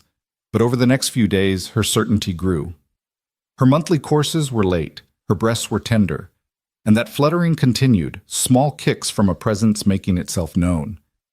She finally told him one evening after the girls had gone to bed. They were sitting in their usual spots by the fire, and Clara set down her sewing with trembling hands. Ethan, I need to tell you something. He looked up from the harness he was mending, immediately alert to the seriousness in her tone. What's wrong? Nothing's wrong. At least, I don't think it is. She took a breath. I'm pregnant. The silence that followed was absolute. Ethan stared at her, his hands frozen in mid-motion, his expression unreadable. Clara felt panic begin to rise. What if he didn't want another child? What if the memory of losing Catherine made this unbearable for him? Then his face broke into a smile so wide and genuine that it transformed him completely. Pregnant, he repeated, as if testing the word. You're sure? Clara nodded. As sure as I can be without a doctor confirming it, but I know my body. It's real, Ethan. He was across the room in 2 strides, pulling her to her feet and into his arms. A baby, he said, his voice thick with emotion. We're going to have a baby. You're not upset? Upset? He pulled back to look at her, his eyes shining. Clara, I can't even find words. After Catherine, I thought I'd never... I have the girls, and that's more than enough, but this... He cupped her face in his hands. A baby that's ours. Together. It feels like proof that we really did get our second chance. Clara felt tears spill over, relief and joy mixing together. I was so afraid you'd be worried after what happened to Catherine. I'd be lying if I said I wasn't scared, Ethan admitted. But I'm not going to let fear steal this joy. We'll be careful. We'll make sure you have the best care. And when the time comes, we'll face it together. He kissed her gently. You're strong, Clara. You're going to be fine. Both of you. They held each other for a long time, swaying slightly, already imagining the child that would join their family, a brother or sister for Abigail and Rose, a new beginning born from the ashes of old pain. When they finally pulled apart, Ethan kept his hand pressed to Clara's still flat stomach, his expression wondering. When do you think? Late winter, maybe. January or February. Clara covered his hand with hers. We should probably wait to tell the girls, until we're certain everything is progressing well. But keeping the secret proved harder than expected. Abigail had always been observant, and she noticed within days that something had changed. She watched Clara with narrow eyes at breakfast one morning, noting how she pushed away the bacon with a slight grimace. "You're not eating," the child observed. "Just not very hungry this morning." "You're never hungry anymore. And you keep touching your stomach." Abigail's eyes widened. "Are you sick, like Mama was?" Clara exchanged a glance with Ethan, who nodded slightly. They'd agreed to tell the truth when asked directly. "No, sweetheart, I'm not sick. I'm pregnant. You're going to have a baby brother or sister." Abigail's mouth fell open. Then she whooped with joy, nearly knocking over her milk in her excitement. "Really? Really, truly?" "Really, truly." Rose, catching her sister's excitement without understanding it, began bouncing in her chair and chanting, "Baby! Baby! Baby!" Abigail jumped up and hugged Clara carefully, as if she might break. "When? How long do we have to wait?" "Several months still. The baby will come in winter." "That's forever away," Ethan laughed, pulling his daughter into his lap. "It'll go faster than you think. And in the meantime, we have plenty to do to get ready." The girls threw themselves into preparations with an enthusiasm that both touched and exhausted Clara. Abigail insisted on sorting through her old baby clothes, washing and mending anything that might be useful. Rose wanted to give the new baby her favorite doll, and no amount of explanation that babies couldn't play with dolls yet would dissuade her. They debated names endlessly, each suggestion more outlandish than the last. "What about Thunder?" Abigail proposed one evening. "That's a good, strong name." "For a horse, maybe," Ethan said diplomatically. "Flower!" Rose shouted. "Baby Flower!" Clara laughed despite her exhaustion. "We have plenty of time to decide. Let's not rush it." As summer advanced toward autumn, Clara's pregnancy became increasingly obvious. Her belly swelled, pressing against her dresses until she had to let them out, and eventually make new ones entirely. Her body ached in new ways, and she tired more easily, but there was also something magical about feeling the baby move inside her, about watching Ethan's face light up each time he felt a kick against his palm. They reinforced the walls of the cabin against winter, stockpiled supplies, prepared as best they could for the months of isolation ahead. And they worked together in Catherine's garden, now officially renamed the Memory Garden, tending the flowers that bloomed above the buried letters. One afternoon in late September, as Clara was harvesting the last of the vegetables before the first frost, she noticed something white half buried in the soil. Curious, she brushed away the dirt to reveal a piece of paper, folded many times and wrapped in waxed cloth. Another letter. But when she opened it, she realized with a start that it wasn't from Catherine. The handwriting was different, masculine, angular.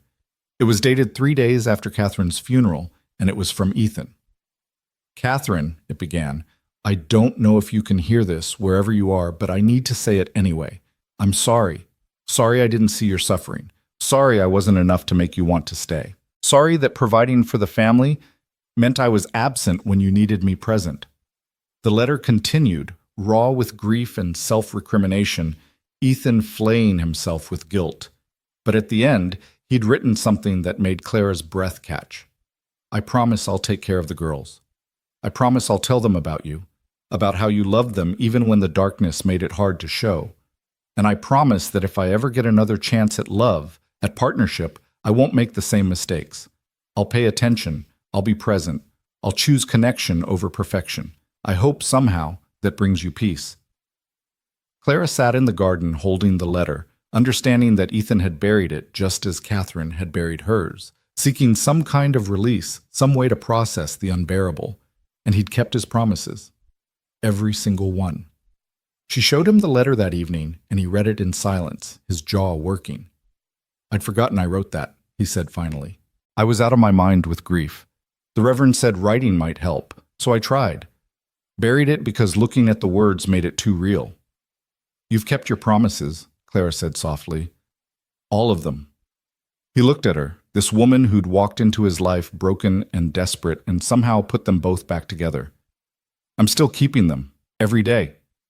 Clara moved into his arms, their child moving between them, and felt the rightness of this moment.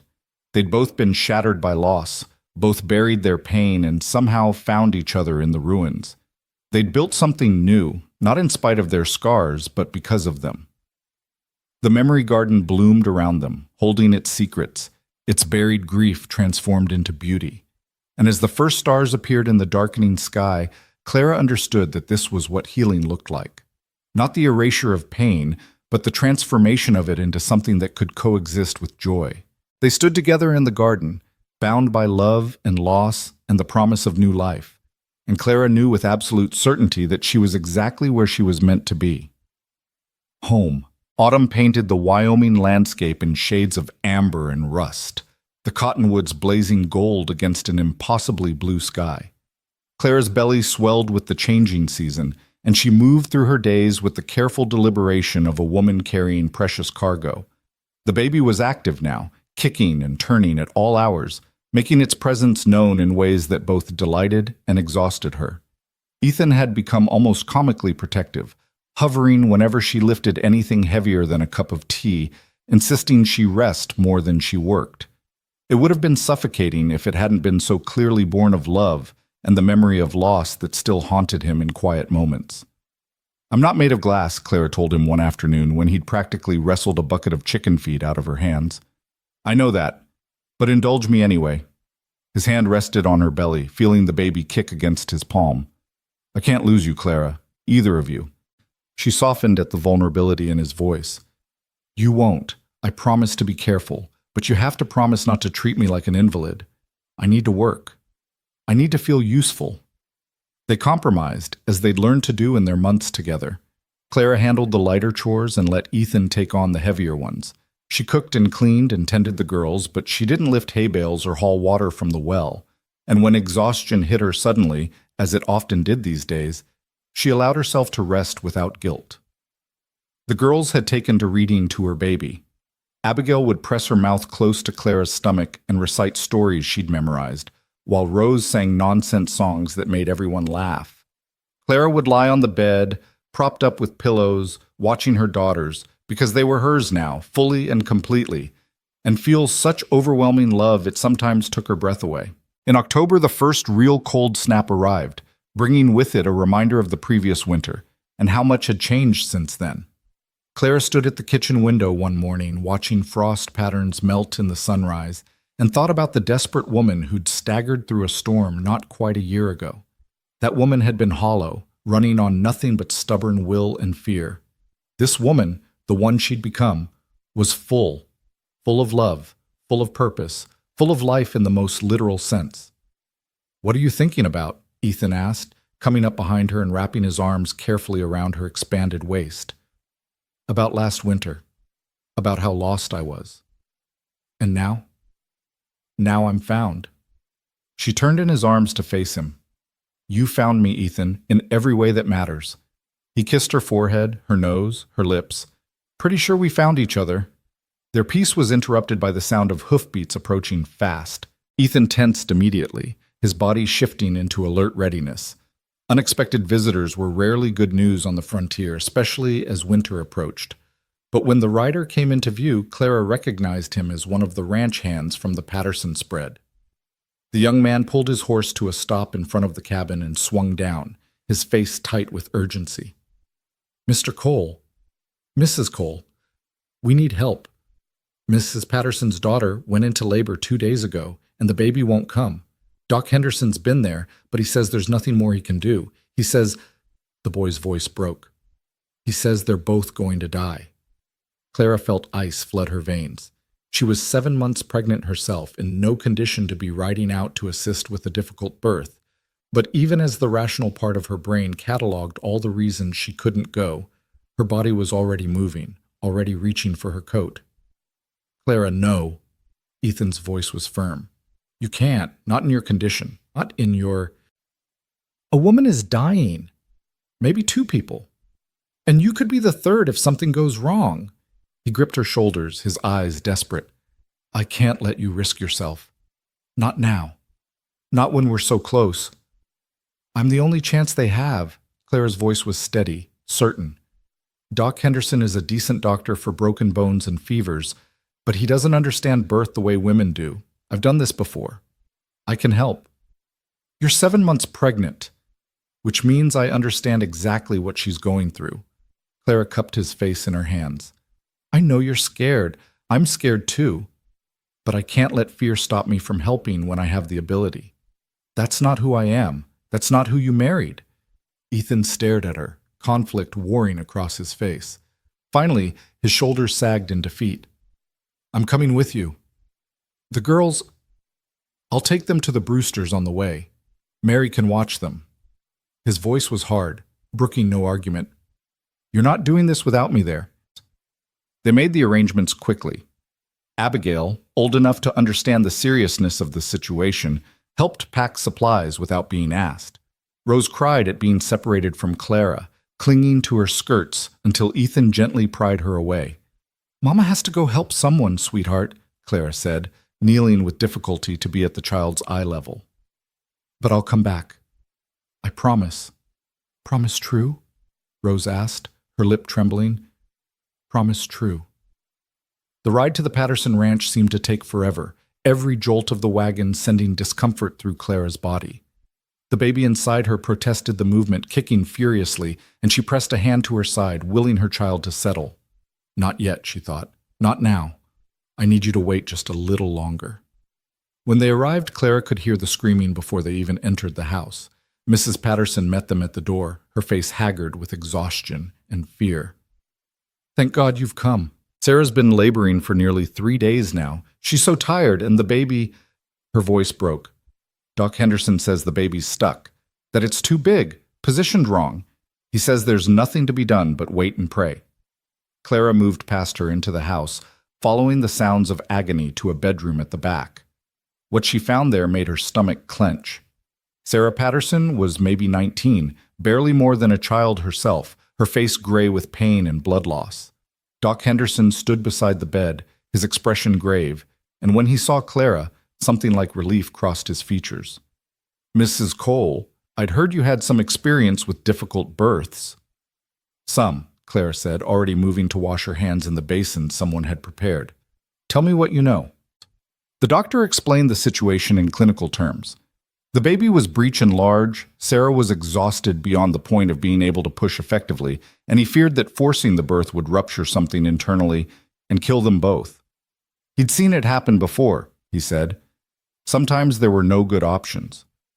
Claire examined Sarah as gently as she could, feeling for the baby's position, assessing what could be done. The situation was dire, no question, but she'd seen worse in the back rooms of Boston dance halls, had helped girls younger than Sarah survive births that should have killed them. Sarah, she said firmly, capturing the girl's attention, listen to me. I know you're tired. I know you think you can't do this, but you can. Your baby needs you to be strong just a little longer. I can't, Sarah sobbed. I've tried. I can't. Yes, you can. Because I'm going to help you, and we're going to bring this baby into the world together. Clara looked at Doc Henderson. I need you to trust me. What I'm about to do isn't in any medical textbook, but I've seen it work. The doctor hesitated, then nodded. At this point, anything is worth trying. For the next hour, Clara worked. She used techniques she'd learned from an old midwife in Boston, a freed slave woman who'd delivered hundreds of babies and knew tricks that white doctors had never bothered to learn.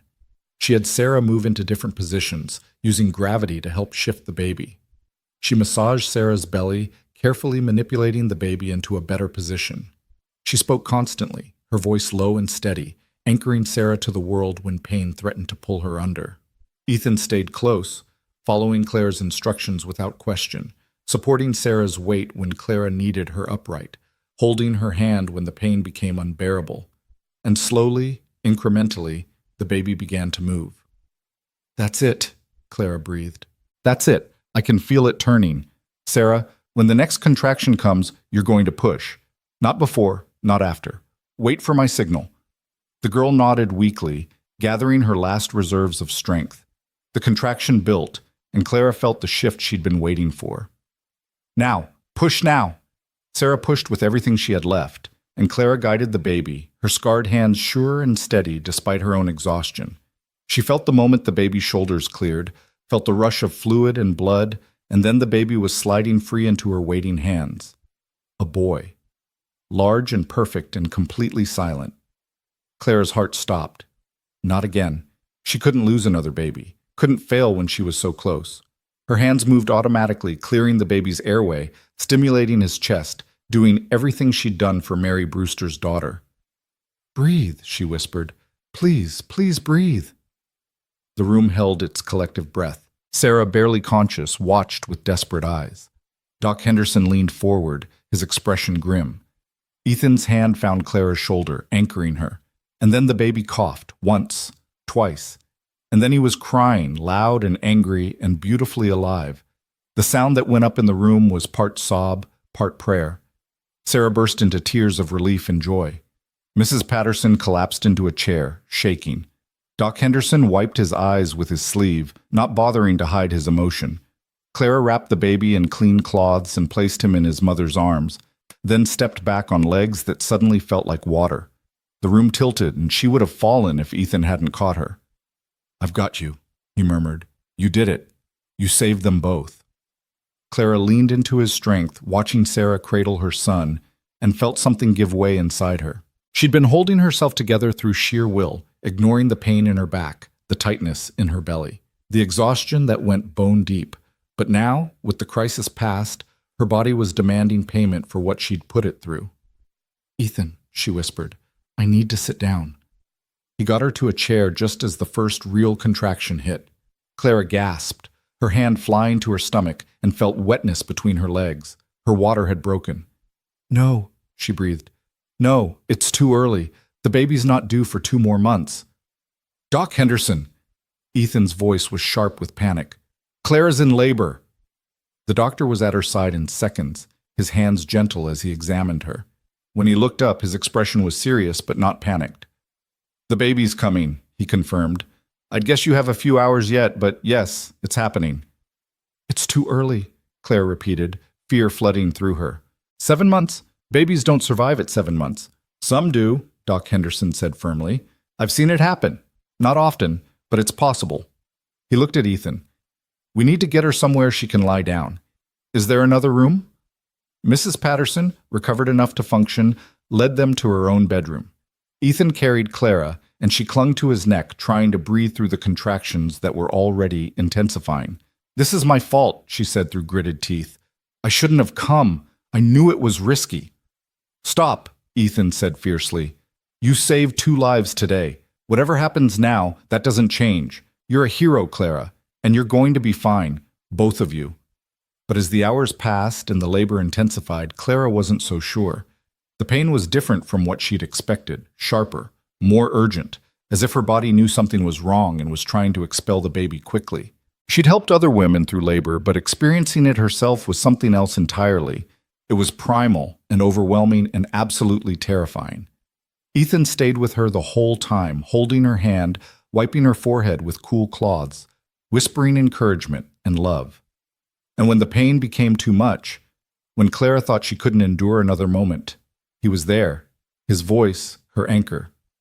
"I'm here. I'm not leaving. You can do this, Clara.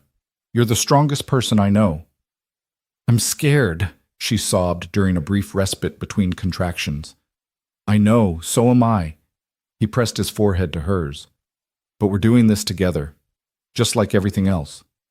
The baby came just after dawn, tiny and blue and heartbreakingly fragile. Doc Henderson caught her, a girl, Clara registered through the haze of pain and exhaustion, and immediately began working to clear her airway and stimulate breathing. Clara tried to sit up, tried to see, but Ethan held her back. "Let him work," he said, though his voice was tight with fear. The seconds stretched into eternity. The baby remained silent, limp in the doctor's hands, and Clara felt her heart beginning to break. Too early. She'd known it was too early, had known the risks, but she'd gone anyway, and now she was going to pay the price. But then, a sound, weak and thready, barely more than a mule, but unmistakably a cry. "She's breathing," Doc Henderson said, and Clara heard the wonder in his voice. "Small, and she'll need careful watching, but she's breathing."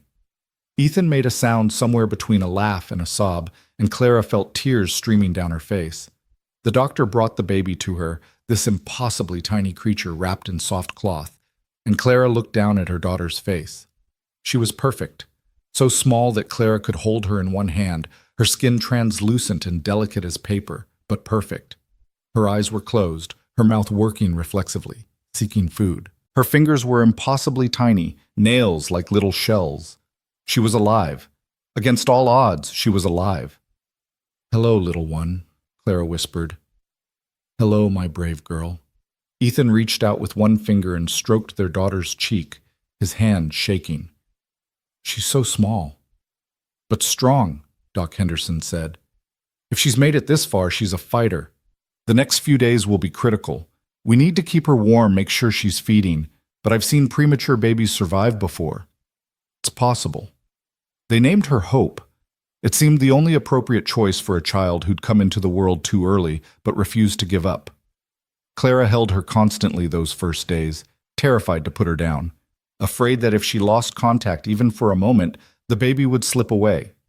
Mrs. Patterson turned her house into a hospital, refusing to let them leave until both Clara and the baby were stronger. Sarah, still recovering from her own ordeal, would sit with Clara in the afternoons and they'd hold their babies together, marveling at the miracle and fragility of new life. "You saved my son," Sarah said one day, "and nearly lost your own daughter doing it." "But I didn't lose her," Clara replied, looking down at Hope's tiny face. "She's here. She's fighting. That's what matters. Still, I owe you everything." Clara thought about that, about debts and gratitude and the complex web of connection that bound communities together. "You don't owe me anything. We help each other. That's what people do." It was 2 weeks before Doc Henderson deemed it safe for them to travel home. Hope had gained weight, her breathing had strengthened, and she was nursing better, though she still had to eat frequently because her stomach was so small. Clara herself had recovered from the birth, though the experience had left her shaken in ways she was still processing. Ethan had sent word to the Brewsters, and when their wagon finally pulled up to the ranch, Abigail and Rose came running out, followed by Mary carrying her daughter. "You came back!" Rose shrieked, launching herself at Clara before anyone could stop her. "You promised true!"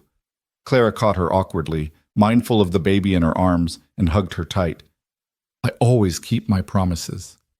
Abigail approached more carefully, her eyes wide as she looked at the tiny bundle. "Is that the baby?" "This is your sister," Clara said. "Her name is Hope." "She's so little." "Is she supposed to be that little?" "She came early, but she's going to be fine. She just needs time to grow." Abigail reached out and gently touched Hope's hand. The baby's fingers curled reflexively around her sister's finger, and Abigail's face lit up with wonder. "She's holding me!" "She knows your family," Ethan said, his voice rough with emotion. They went inside, and Clara felt something in her chest release. Home. They were home. All of them, safe and together. The cabin that had once felt so empty now brimmed with life. 3 daughters, a husband who loved her, and a future that stretched bright and full of promise. The winter that followed was hard. Hope needed constant care, feeding every 2 hours around the clock. And Clara existed in a fog of exhaustion for weeks. But she was never alone in it. Ethan took shifts with the baby when he could, walking the floor with her in the small hours of the morning, singing off-key lullabies that somehow always soothed her. Abigail helped in countless small ways, fetching clean cloths and warming milk, entertaining Rose so Clara could rest. Even Rose tried to help, bringing her doll to show the baby, covering her with careful kisses. As winter deepened and snow once again buried the ranch, the family turned inward, creating their own warmth against the cold. Ethan would read aloud in the evenings while Clara nursed the baby and the girls sat at her feet. They told stories, sang songs, played games that made everyone laugh, and slowly, Hope grew stronger, gaining weight, her cries becoming louder and more demanding, her eyes focusing with increasing awareness on the faces around her. In January, nearly a year to the day since Clara had first collapsed in the mud outside the ranch, she stood in the doorway watching Ethan teach Abigail to saddle a horse. Rose played nearby, building elaborate structures in the snow that immediately collapsed, causing her to laugh and start over. And in her arms, Hope slept peacefully, finally large enough that Clara wasn't constantly terrified she'd break. Mary Brewster rode up, her son bundled against her chest, and dismounted with practiced ease. "Thought I'd check on you," she said, her breath forming clouds in the cold air. "See how you're managing with the little one." They went inside and sat by the fire while the babies slept, drinking coffee and talking about the mundane challenges of motherhood. It was comfortable, easy, the kind of friendship Clara had never expected to find. "I've been thinking," Mary said after a while, "about what you did, for Sarah and for me. How you risk yourself to help others, even when it costs you." "I just do what needs doing." "It's more than that. You see people, really see them, in ways most folks don't bother with." Mary set down her cup. "I want you to teach me how to help with births, how to handle emergencies. So the next time something happens, you're not the only one who can help." Clara looked at her in surprise. "You want to learn midwifery?" "I want to learn to be useful, like you." Mary's expression was earnest. "We need more women like you out here, Clara. Women who'll get their hands dirty, who aren't afraid to do hard things. Will you teach me?" It was the beginning of something Clara hadn't planned but found herself welcoming. Over the following months, as winter gave way to spring once more, she began teaching Mary what she knew. Other women joined them, Mrs. Patterson's daughter Sarah, a young bride named Emma from a neighboring ranch, even old Mrs. Patterson herself. They met weekly when weather permitted, and Clara shared everything she'd learned about childbirth, healing, the kind of practical medicine that saved lives on the frontier. It gave her purpose beyond her own family, made her part of something larger. And slowly, the reputation that had once branded her as scandalous transformed into something else. She became known as a healer, a teacher, someone the community turned to in times of need. The second spring on the ranch was different from the first. This time, Clara wasn't learning her place. She'd found it. She worked alongside Ethan, making decisions about the ranch's future, planning expansions, dreaming big dreams. The girls thrived, growing tall and strong and confident. And Hope, despite her fragile beginning, developed into a robust baby with a will that matched her name. One afternoon in May, Clara found herself back in the memory garden, tending the flowers that bloomed above the buried letters. The garden had expanded over the year, growing to include not just wildflowers but herbs and roses, a small fountain Ethan had built, benches where the family could sit. Abigail joined her, helping to pull weeds, working in companionable silence for a while before speaking. "I've been thinking about Mama a lot lately," the girl said, "about how she struggled and how she wrote those letters but never sent them." "What about it?" "I want to write her a letter too. Tell her about everything that's happened, about you and Hope, and how happy we are now." Abigail looked up, her expression serious. "Do you think she can hear it, wherever she is?" Clara pulled the girl into a hug. "I think mothers always know when their children are happy. Even if they can't hear the words, they feel the love. So yes, I think she'd like that very much." They sat together in the garden, and Abigail talked, pouring out her heart to the mother she barely remembered. She talked about school lessons and learning to ride, about baby Hope's first smile, about how Clara had taught her to make bread. She talked about missing her mama, but being grateful for the family they'd become. And Clara listened, understanding that this was part of the healing too, acknowledging what was lost while celebrating what had been found.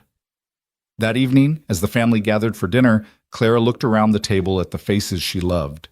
Ethan, weathered and strong, meeting her eyes with a smile that still made her heart skip. Abigail, no longer the wary child who'd watched Clara with suspicion, but a confident girl blossoming into something beautiful. Rose, chattering nonsense that somehow made perfect sense, her laughter infectious, and Hope in her cradle nearby, cooing softly. This was her family, hard-won and precious beyond measure, built not on romance or fairy tale promises, but on something more substantial, mutual respect, shared struggle, the daily choice to show up and do the work love required. "What are you thinking about?" Ethan asked, catching her expression. "Just how lucky I am." "We're the lucky ones," he replied, reaching across the table to take her hand. "You walked into our lives when we needed you most. You saved us, Clara, in every way that matters. I think we saved each other." Later, after the children were in bed and the house had settled into quiet, Clara sat at the small desk Ethan had built for her and pulled out a blank sheet of paper. She'd never been much for writing, but something compelled her now. She thought about Catherine's buried letters, about Ethan's note of grief and promise, and she decided to add her own words to the collection, her own piece of this family's history. She wrote about arriving at the ranch broken and desperate, about Ethan's unexpected kindness, about falling in love with him and his daughters without meaning to. She wrote about the fire and Hope's premature birth, and all the moments of fear and joy that had defined her first year as Clara Cole. She wrote about learning that home wasn't a place, but the people who chose to stand with you through darkness and light. When she finished, she read it over once, then folded it carefully and sealed it with wax. In the morning, she would bury it in the memory garden alongside the other letters, adding her story to the soil that nourished new growth. Future generations might find these letters someday, might piece together the complicated truth of how this family was forged from loss and courage and stubborn hope. But that was for later. For now, Clara simply existed in this moment, this peaceful evening in a cabin that had become home, with a husband she loved and children who called her mama. She'd been running for so long, searching for something she couldn't name, and she'd found it here, in the last place she'd expected, with people who saw past her scars to the strength beneath. The years flowed past like the seasons, each one bringing its own challenges and triumphs. Ethan expanded the ranch gradually, buying adjoining land when it became available, building their herd. Clara continued her work with the women of the community, delivering babies and treating illness, becoming someone people trusted with their most vulnerable moments. The girls grew like prairie grass, strong and resilient and beautiful.